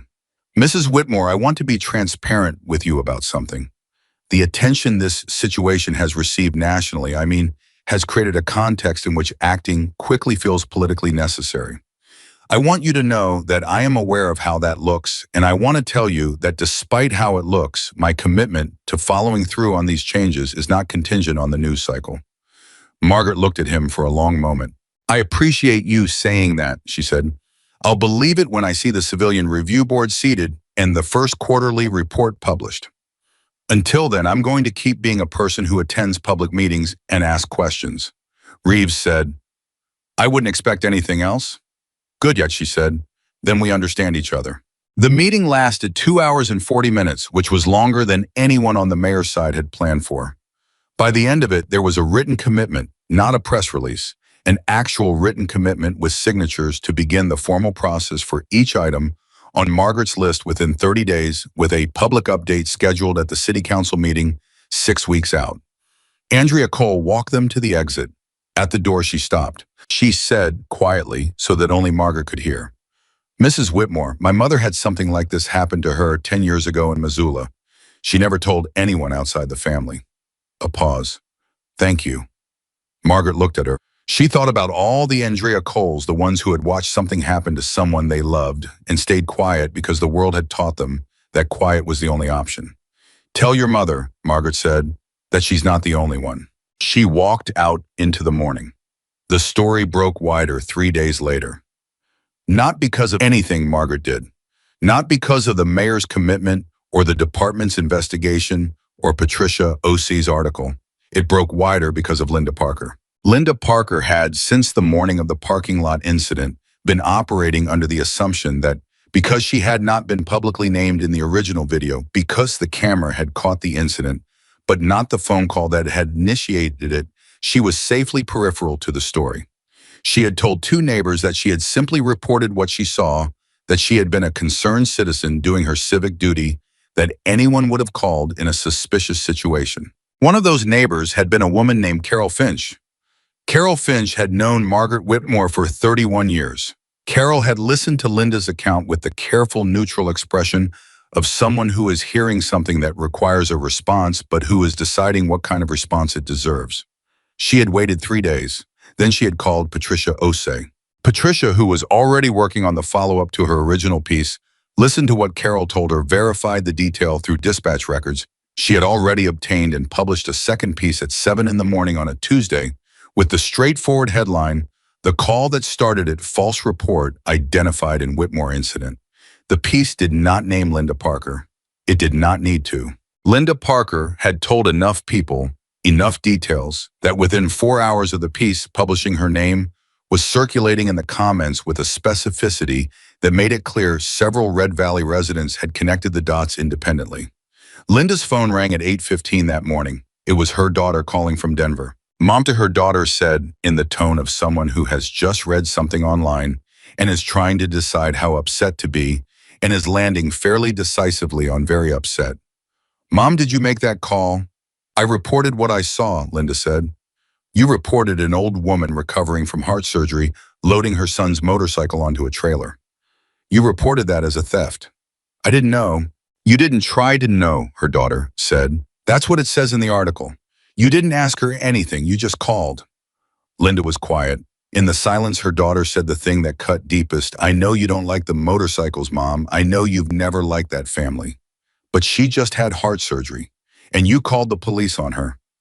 Linda held the phone. Outside her window, the street was quiet. She had lived on this street for 19 years. She knew every house on it. She knew Margaret Whitmore's name, her son's name, the fact that Thomas had died 2 years ago. And the chapter had ridden past the house the day of the funeral in a column that had moved her despite herself, despite everything she had always told herself about those people and their motorcycles. She had been moved. And then the street had gone quiet again, and she had told herself a story about why the call had been reasonable, why anyone would have done it, why she had simply been cautious. Standing in her kitchen at 8:15 in the morning, with her daughter's voice in her ear, she understood with the specific clarity that arrives when there is no longer any version of the story that works, that the story she had been telling herself was wrong. She had not called because she was cautious. She had called because she had already decided who Margaret Whitmore was and wasn't. And she had been wrong. She said, "I need to think." Her daughter said, "Think fast, Mom, because people are talking." Linda sat down at her kitchen table. She sat there for a very long time. At noon, she called her own lawyer. At 2 in the afternoon, she called the non-emergency police line and asked to speak to someone about the process for addressing a report that may have been filed in error. At 4 o'clock, she did the thing that no one expected. She called Margaret Whitmore. Margaret's phone showed an unknown number. She answered anyway because she had been answering unknown numbers all week, and most of them had turned out to be people with something important to say. "Mrs. Whitmore," Linda said. Her voice was stripped down to something unadorned. No defensiveness, no justification. Just the voice of a person who is standing at the edge of something they have to do and knows it. "This is Linda Parker from Calhoun Street." Margaret was completely still. "I know who you are," she said. "I know you do." A long pause. "I'm not going to tell you that I didn't mean for things to go the way they went, because that kind of thing is something people say when they want credit for not intending the consequences of their own actions. I did make that call. I made it because of who I thought you were. And I was wrong about who you were, and I was wrong to make the call, and what happened to you because of it." Linda's voice caught briefly, then steadied. "Was wrong. I am sorry." The kitchen was very quiet. Caleb was in the doorway. He had heard his mother say, "I know who you are," and had come quietly to stand where he could hear the rest. And now he was watching his mother's face. Margaret's face was doing something complicated. "Linda," she said finally, "do you know what was in that saddlebag?" "The photograph," Linda said quietly. "I saw it in the video, when it fell." That photograph was taken in 1971, Margaret said. Thomas was 26 years old. He had just come back from his second tour. He was standing beside his first motorcycle, and he was smiling because he had survived everything that had tried to kill him, and he was home, and the world was still full of possibility. She paused. I carried that photograph for 53 years, through every house we ever lived in, through raising Caleb, through Thomas, getting sick, through the funeral, through every day since. It was the one thing I made sure never got left behind. Linda was silent. It has a crack in it now, Margaret said. The glass cracked when it hit the asphalt. I'm going to have it reframed, but the crack is there now. That's what your call cost me. Not the handcuffs, not the 30 minutes in a parking lot, the crack in that glass. Linda's breath was audible on the line. I know, she said. I know. I'm sorry, Margaret. It was the first time she had used her first name. In 31 years on the same street, it was the first time. Margaret noticed. I'm going to tell you what I told the police chief and the mayor and the young officer who put those cuffs on me, she said. I am not interested in punishment. I am interested in what changes. So I'm going to ask you a question, and I want you to think about it seriously. Not for me, for yourself. Okay, Linda said. Why Sarah Rebecca? Margaret said simply. Not why did you call, I understand the mechanics of that. Why after 19 years of living 3 houses down from us did you not know who I was? What decisions did you make over those 19 years that meant you didn't know my name was Margaret, and that Thomas had served 2 tours, and that Caleb was the little boy who used to ride his bicycle on this street and fall down and cry and get up again? Why did 19 years of proximity produce so little knowledge? The silence on the other end was the silence of a person confronting a question they don't have a good answer to. I didn't let it, Linda said finally. I decided early, and I didn't let anything change it. Yes, Margaret said, that's it exactly. Another pause. What do you want me to do? Linda asked. I want you to go to the city council meeting in 6 weeks and speak in support of the Civilian Review Board, Margaret said. Not because it will fix what happened, because it might prevent it from happening to someone else. And because the kind of change I'm fighting for needs people like you, people who were wrong and know it in the room saying so. Linda Parker said nothing for a long moment. Then, okay. Okay, Margaret said. She hung up. Caleb looked at his mother. Who was that? He said, though his expression suggested he already knew. Linda Parker, Margaret said. The silence between them was enormous. Anne, Caleb said. She's coming to the council meeting, Margaret said. He looked at the ceiling, briefly, looked back at her, did the thing with his jaw. Got it under control. Thomas would not believe this week, he said finally. Thomas would believe it completely, Margaret said. He always believed people were better than they acted. He just thought most people needed a reason to prove it. She picked up Thomas's photograph from the table. She looked at the crack in the glass. She set it back down gently. Get me a good frame repair place, she said. I want it done before the council meeting. Sandra Leach's interview aired that Thursday evening on the regional affiliate at 9 o'clock. And by the time the broadcast ended, the station's comment lines were overwhelmed. Sandra had done exactly what she had promised Margaret she would do. Let her speak without interruption, without dramatic music beneath the voiceover, without the particular breathless framing that local news tended to apply to human interest stories. Just Margaret on camera, in Caleb's living room with Thomas's photograph on the table beside her and her coffee cup in her hand, telling the truth in her own voice. She talked about Thomas. She talked about the 30 years of free repairs and the people who came to him with nowhere else to go, and the way he had never made anyone feel like a charity case, had simply treated them like people who needed help, which was what they were. She talked about Caleb not as the chapter president, but as the boy who had followed his father around the garage with a wrench he was too small to use properly, absorbing through pure proximity the belief that the right thing was worth doing even when it cost you. She talked about the parking lot. She talked about what it felt like to stand in a crowd of 40 people and be disbelieved. The hardest part, she said, looking directly at the camera, in a way that Sandra would later tell her colleagues, was the single most effective moment she had captured in 15 years of broadcast journalism. Was not the handcuffs. The handcuffs hurt, and they were wrong, and they'll be documented and addressed. The hardest part was the 40 people who watched and stayed quiet. Because I understand why they stayed quiet. I don't blame them. The world teaches people that quiet is safer. And mostly the world is right about that. She paused. But the cost of that quiet is paid by the people who are standing there alone. And somebody has to start deciding that cost is too high. The interview ended. Sandra thanked her. Margaret thanked Sandra. After the cameras were packed and the crew had gone, Caleb sat beside her in the living room, and neither of them spoke for a while.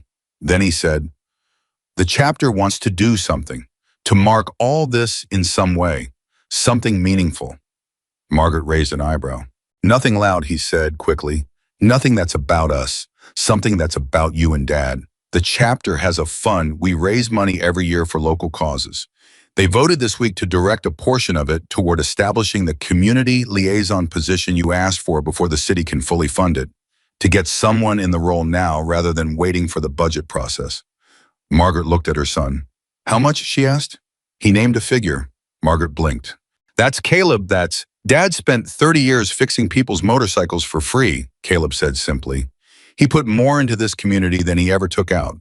It seemed right." She looked at him for a long time. "He would have argued about it," she said. "He would have said the money should go somewhere else." "Yeah," Caleb said. "I know. That's how I knew it was right."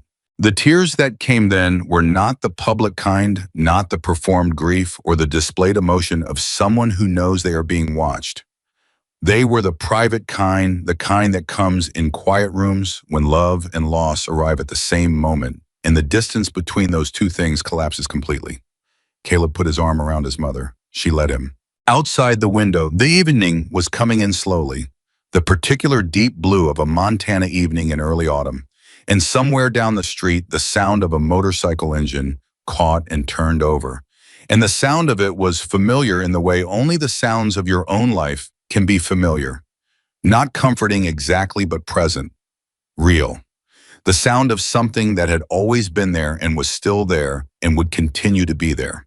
Thomas's Harley was in the garage. The photograph was on the table. The crack in the glass caught the last of the light.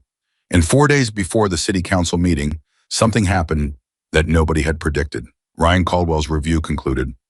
The formal findings were 12 pages long and documented the parking lot incident in full cross-referenced with the 3 additional incidents identified by Patricia Osei, and included a formal finding of a pattern of behavior consistent with implicit bias in initial suspect assessment, compounded by failure to incorporate available evidence once the initial assessment was challenged. The conclusion was not termination. It was a finding that Caldwell would undergo mandatory retraining, 6 months of supervised patrol under a senior officer, and a formal probationary period of 1 year, during which any additional misconduct would result in immediate termination. The decision was controversial. Half the comments online said it was too lenient. Half said it was fair given his age and service record. A small number said it was too harsh.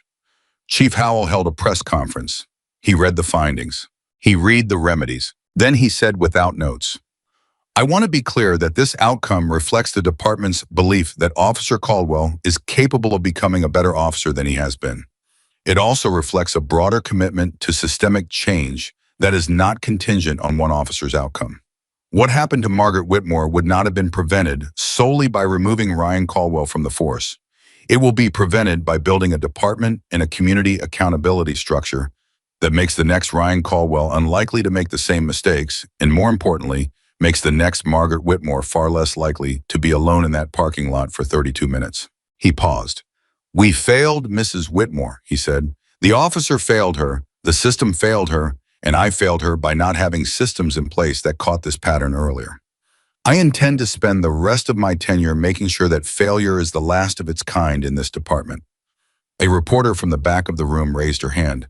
"Chief Howell, have you spoken with Mrs. Whitmore since the review concluded?" "I called her this morning," Howell said. "What did she say?" Howell looked at the reporter.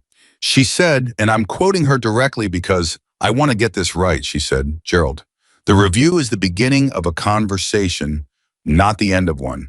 I'll see you at the council meeting." The room was briefly unexpectedly quiet. Then someone laughed, just one person, but genuinely the real laugh that comes when something is funny, because it is true, and the tension in the room shifted into something slightly warmer. Margaret, watching the press conference on the television in Caleb's living room, did not laugh. She simply nodded at the screen.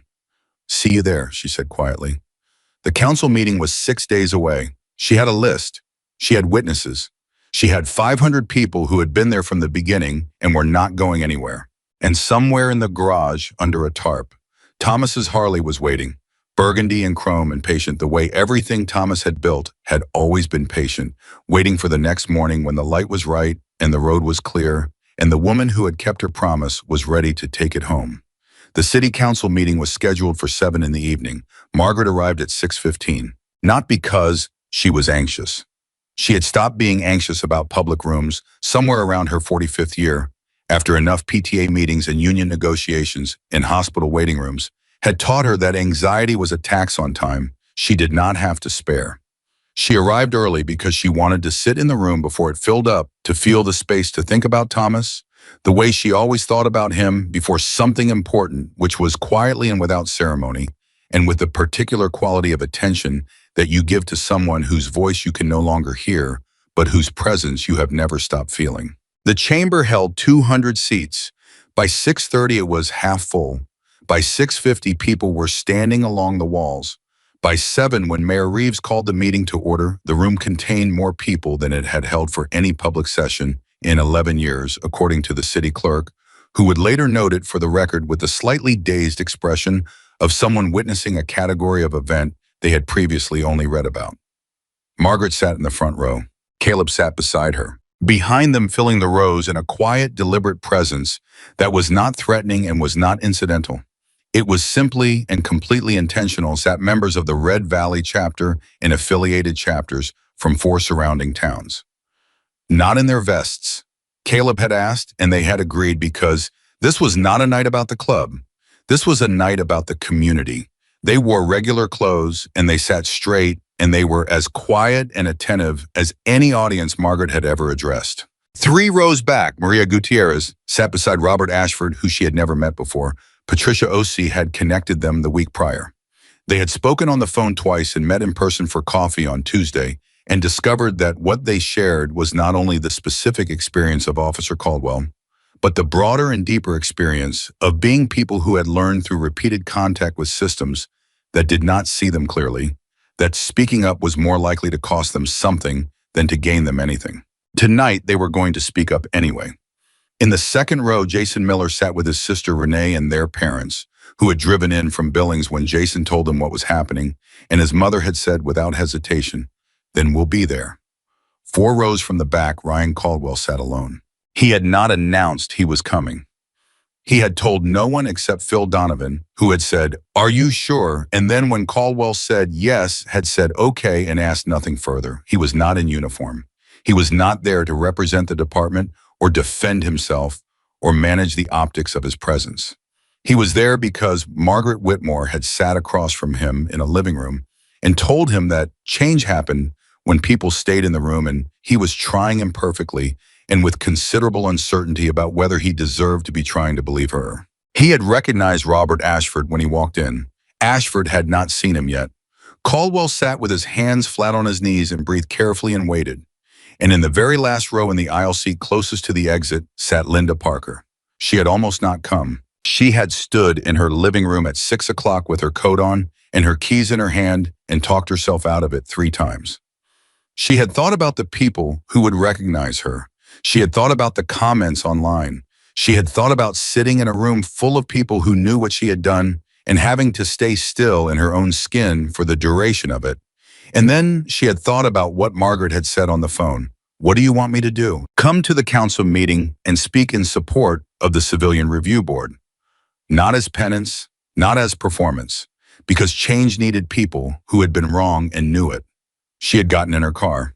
Mayor Reeves opened the public comment session at 7:20. The first person to approach the microphone was Marcus Webb, Marcus Anthony Webb II, 22 years old, who had sat on the side of Route 12 for 47 minutes while his hands shook and his aunt's car was searched for nothing, and Caldwell had handed him his license back and said drive safe, like the previous 47 minutes had been agreeable to both of them.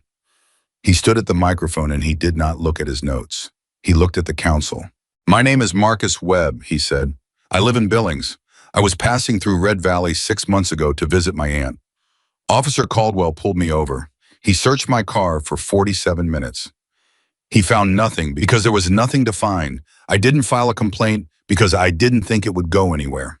He paused.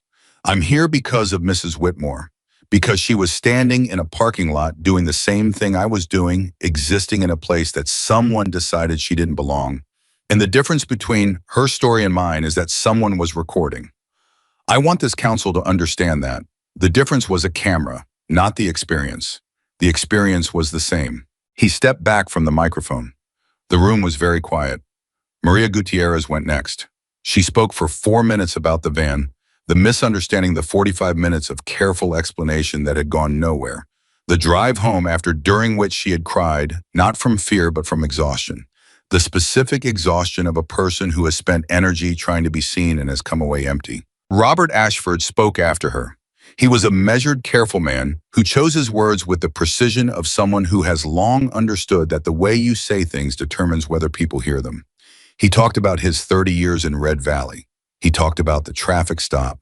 He talked about the young man visiting his aunt who had driven away shaking because he had not wanted to make things worse. And he looked at the council and said very plainly, that young man was trying to protect himself from your system. When people are trying to protect themselves from the system, meant to protect them, the system has failed. The chamber absorbed each testimony, like ground absorbing rain, after a long dry period, not rejecting it, not overwhelmed by it, simply taking it in with the particular attentiveness of people who are finally hearing something they have needed to hear and are only now understanding how long they have needed it. Then Margaret walked to the microphone. The room shifted. Not loudly, not with applause or reaction.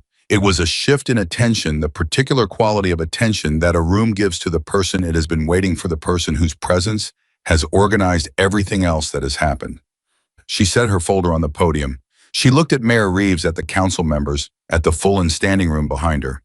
She did not begin with the parking lot. She began with Thomas. My husband, Thomas Whitmore, fixed motorcycles in this town for 30 years, she said. He fixed them for people who could pay and people who couldn't, and he never made anyone feel the difference. He genuinely, completely believed that every person who walked through his door deserved to be treated as if their problem mattered. Not because they had proven they deserved it, not because they had established their credentials, but because they were a person, and that was sufficient. She paused. I'm standing here because a young police officer looked at me in a parking lot and decided I was not sufficient, she said. Not because of anything I did or said, because of what I looked like, where I was standing, and what I was standing next to. He made a decision in 4 seconds and held it for 32 minutes against every piece of evidence that contradicted it. Another pause. I am not here to relitigate those 32 minutes. You have the record, you have the video, you have the testimony of 3 people who experienced similar decisions from the same officer and stayed quiet because they had no reason to believe speaking would change anything. She looked at the council directly. I want to give people a reason to believe it changes something. That is what I am asking you to do tonight.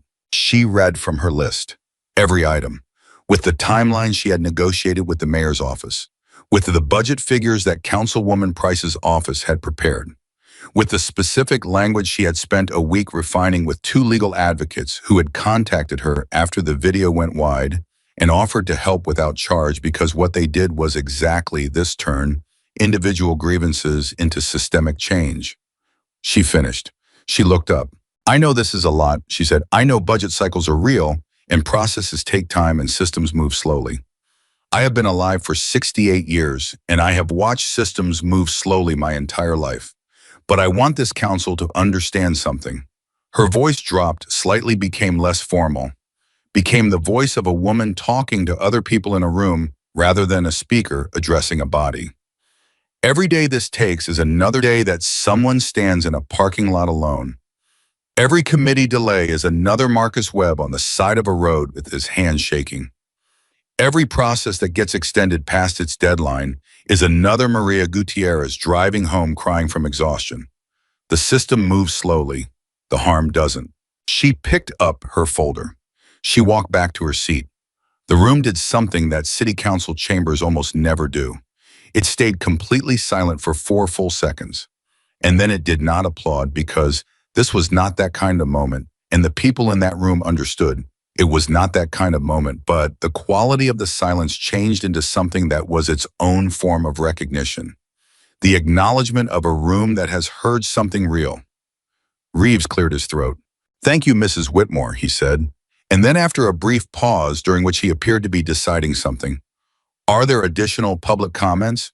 The hand that went up in the back of the room belonged to Linda Parker.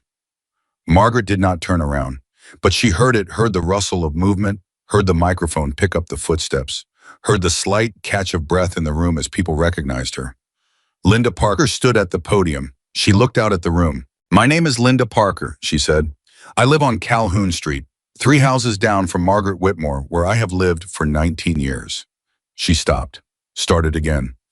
"I made the call that brought the police to 5th Street that morning. I reported what I described as a suspicious situation involving an elderly woman and a motorcycle. What I actually saw was my neighbor loading her son's bike onto a trailer." Another stop.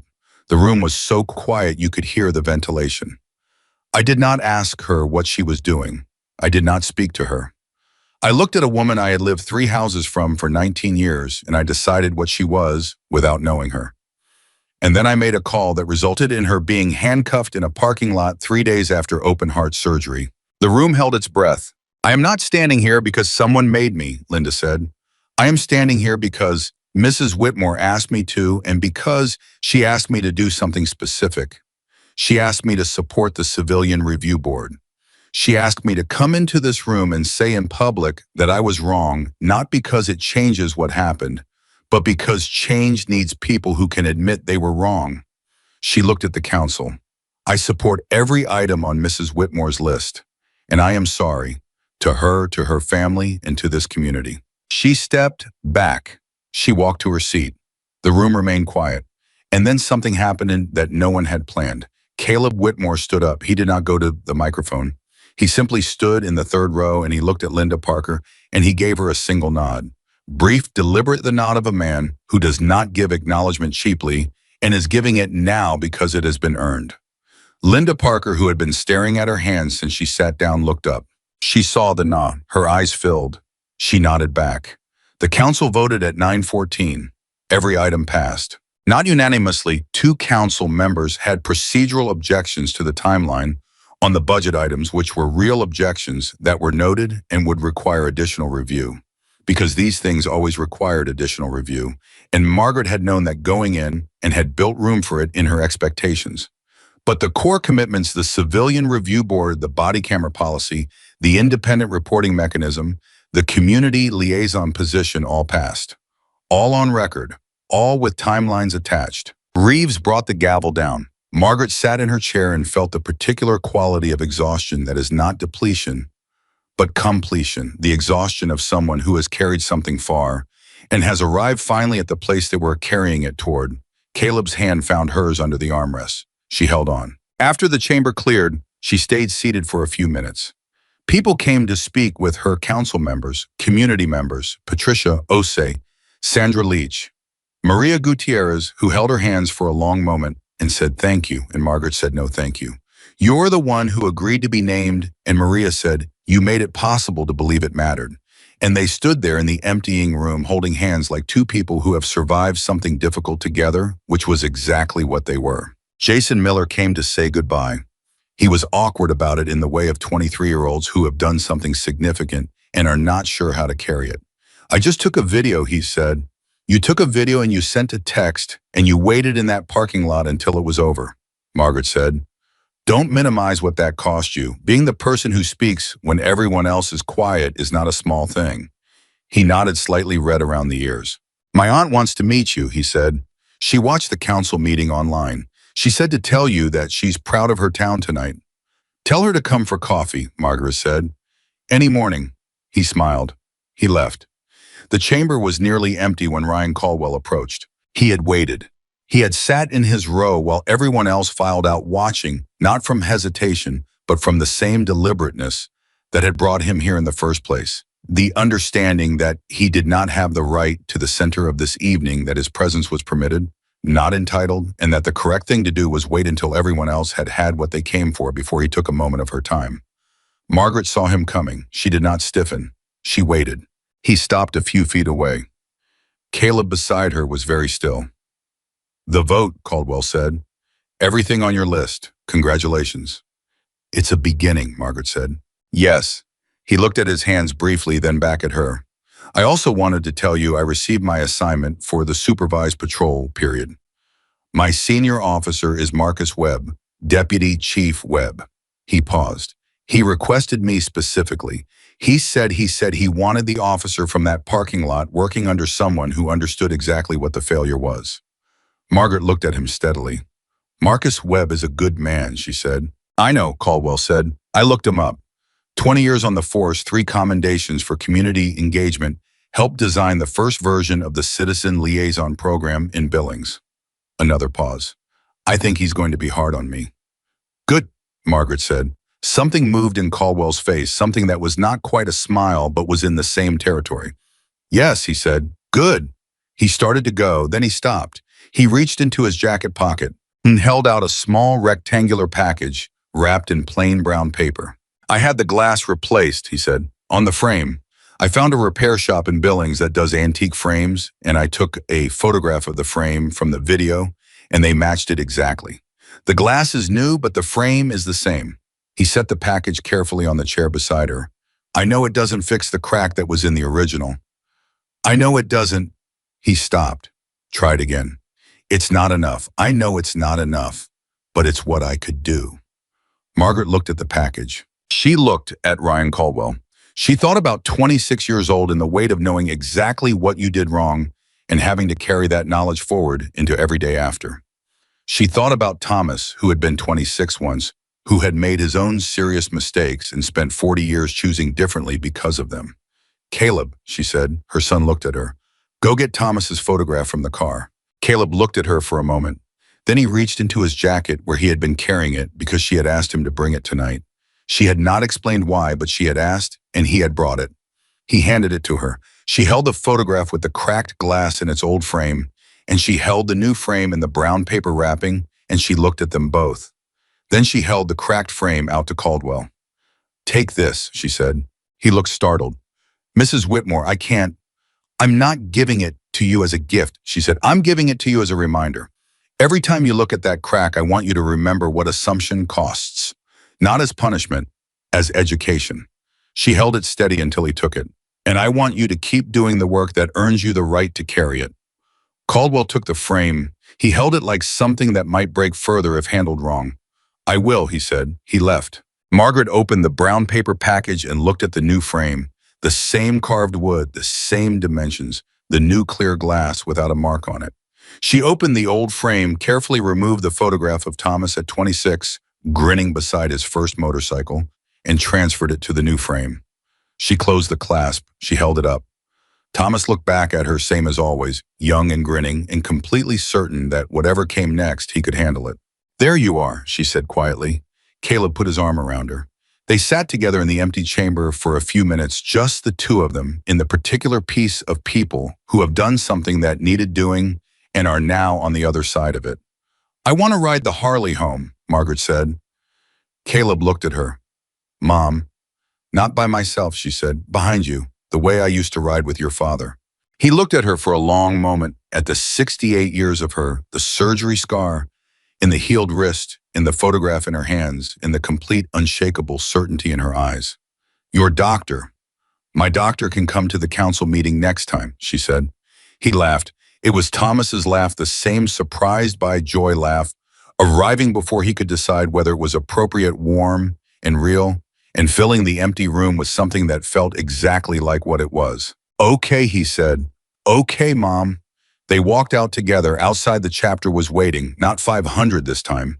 The core 40-50 people who had been there from the beginning and had stayed.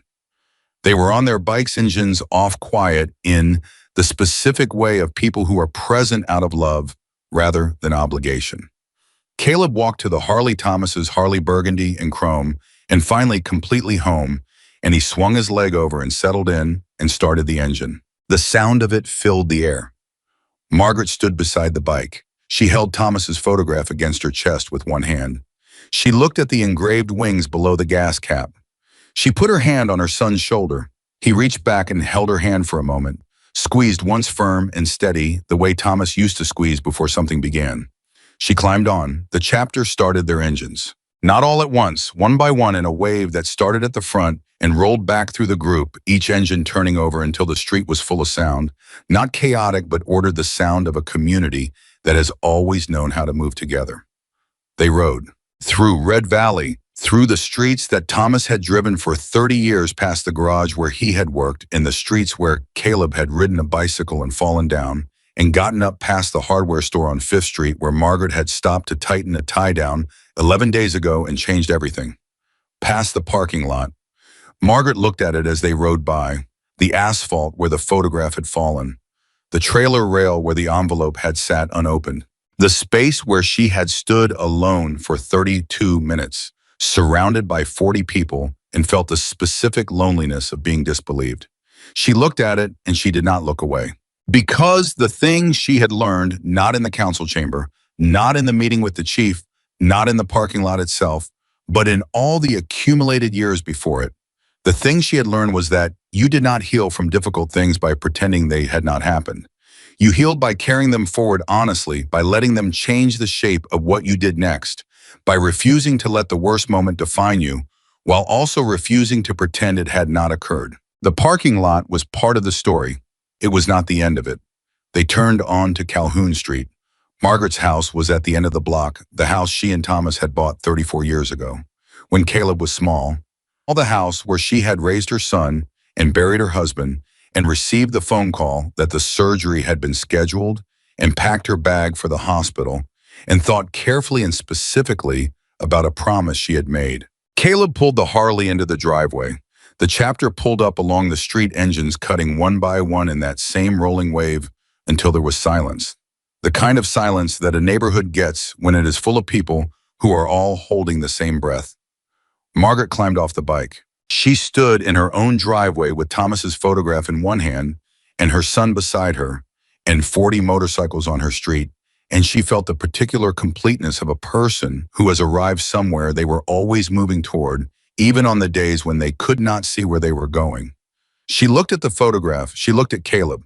"Your father would have fixed every single one of their bikes tonight," she said, "for free. And then he would have gone inside and made coffee and not said a word about it." Caleb smiled. "I know," he said. "He was a better person than either of us," she said. "Yeah," Caleb said, "but we're trying." Margaret looked at her house. She thought about everything inside it, the ordinary accumulated evidence of a life, the dishes and the photographs in the couch cushion with the permanent indent where Thomas had always sat, the nightstand sign that said, "Don't get up without telling someone," and the cup she had left in the sink the morning she had driven to Red Valley Custom Garage before the sun was fully up. She thought about the meeting she had tomorrow with the advocate who was helping establish the legal framework for the Civilian Review Board. She thought about the call she had scheduled with Marcus Webb Jr., who wanted to talk about how to formalize his testimony into something the department could use in training. She thought about the letter she had started writing to Robert Ashford about the non-emergency reporting line, and the coffee invitation she had extended to Jason Miller's aunt, and the quiet ongoing work of turning one morning in a parking lot into something that would outlast the news cycle and the public interest in the 11 days of visibility. The work was not done. It was barely started, but it was real and it was moving and it was pointed in the right direction. She turned back to the street. She raised her hand, not dramatically, not with performance, just the simple gesture of a woman acknowledging the people who had come. 40 people on 40 motorcycles raised their hands back. She nodded once. She went inside. Caleb followed. The chapter waited until the light came on in the kitchen window. That was, the signal had always been the signal that she was in and she was okay. And then they started their engines one more time and they rode out the way they had come through Red Valley in the dark, in a column that had no beginning. You could see from the front and no end. You could see from the back, the sound of them moving through the quiet streets like a river that has found its proper course at last. In the kitchen, Margaret set Thomas's photograph on the table. She put the kettle on. She sat down. She looked at her husband's face, 26 years old, grinning the whole world in front of him, and she thought about everything those hands had built and fixed and given away and everything they had left behind. And she thought about the promise she had kept in the photograph she had brought home, and the crack that had been replaced with new glass, and the work that was waiting for her in the morning. Outside, the last engine faded. The street went quiet. Margaret Whitmore made her coffee, held a cup in both hands, and looked at the man she had loved for 42 years, and the wings her son had engraved below the gas cap of a motorcycle that was finally completely home. She had been told her whole life in 100 different ways by 100 different systems and situations and people who had assessed her and found her insufficient. She had been told over and over that people like her did not matter enough to be seen. She had never believed it. Not for one day, not for 1 hour, not for 1 minute standing alone in a parking lot with handcuffs on her wrist and a photograph on the ground and 40 people watching. She had never believed it, and she had been right not to believe it, and the proof of that was not the council vote or the video views or the chief's press conference or the changed policies beginning to take shape in a town that was slowly, genuinely, imperfectly learning to do better. The proof was the wings on Thomas's motorcycle engraved by a son who had learned from his father that the right thing was worth doing even when it cost you. The proof was Maria Gutierrez sleeping better this week than she had in 3 months because someone had finally written her name into the record. The proof was Marcus Webb II, who had given his full name to a journalist because a 68-year-old grandmother from Montana had made him believe it mattered. The proof was a young officer carrying a cracked picture frame as a daily reminder that assumption has a cost and that the cost is always paid by someone else. The proof was Linda Parker sitting 3 rows from the back, finding her way to a microphone. The proof was Caleb sitting across the kitchen table right now watching his mother the way Thomas used to watch her, with the particular attention of someone who loves you completely and is not embarrassed about it. The proof was the Harley in the driveway finally home. Margaret took a long sip of her coffee. She set the cup down. She looked at Thomas. "We're not done," she told him. And the thing about Margaret Whitmore, the thing that the parking lot had shown the world and that the world had needed to see, was that she had never been done, not once in 68 years, and she was not about to start now. Some people are quieter than the world expects them to be. That does not make them smaller. It makes them the ones whose stories, when they finally get told, travel farther than anyone thought possible, past the news cycle and the comment sections, in the 11 days of visibility, past the council votes and the policy changes, in the formal reviews, past every system that ever decided they were insufficient, all the way to the place where real change lives, in the hands of the next person who needs to believe that speaking matters. In the room where the next Margaret Whitmore is standing alone, in the silence before someone decides to stop being quiet, that is where her story lives. And that is exactly where it belongs.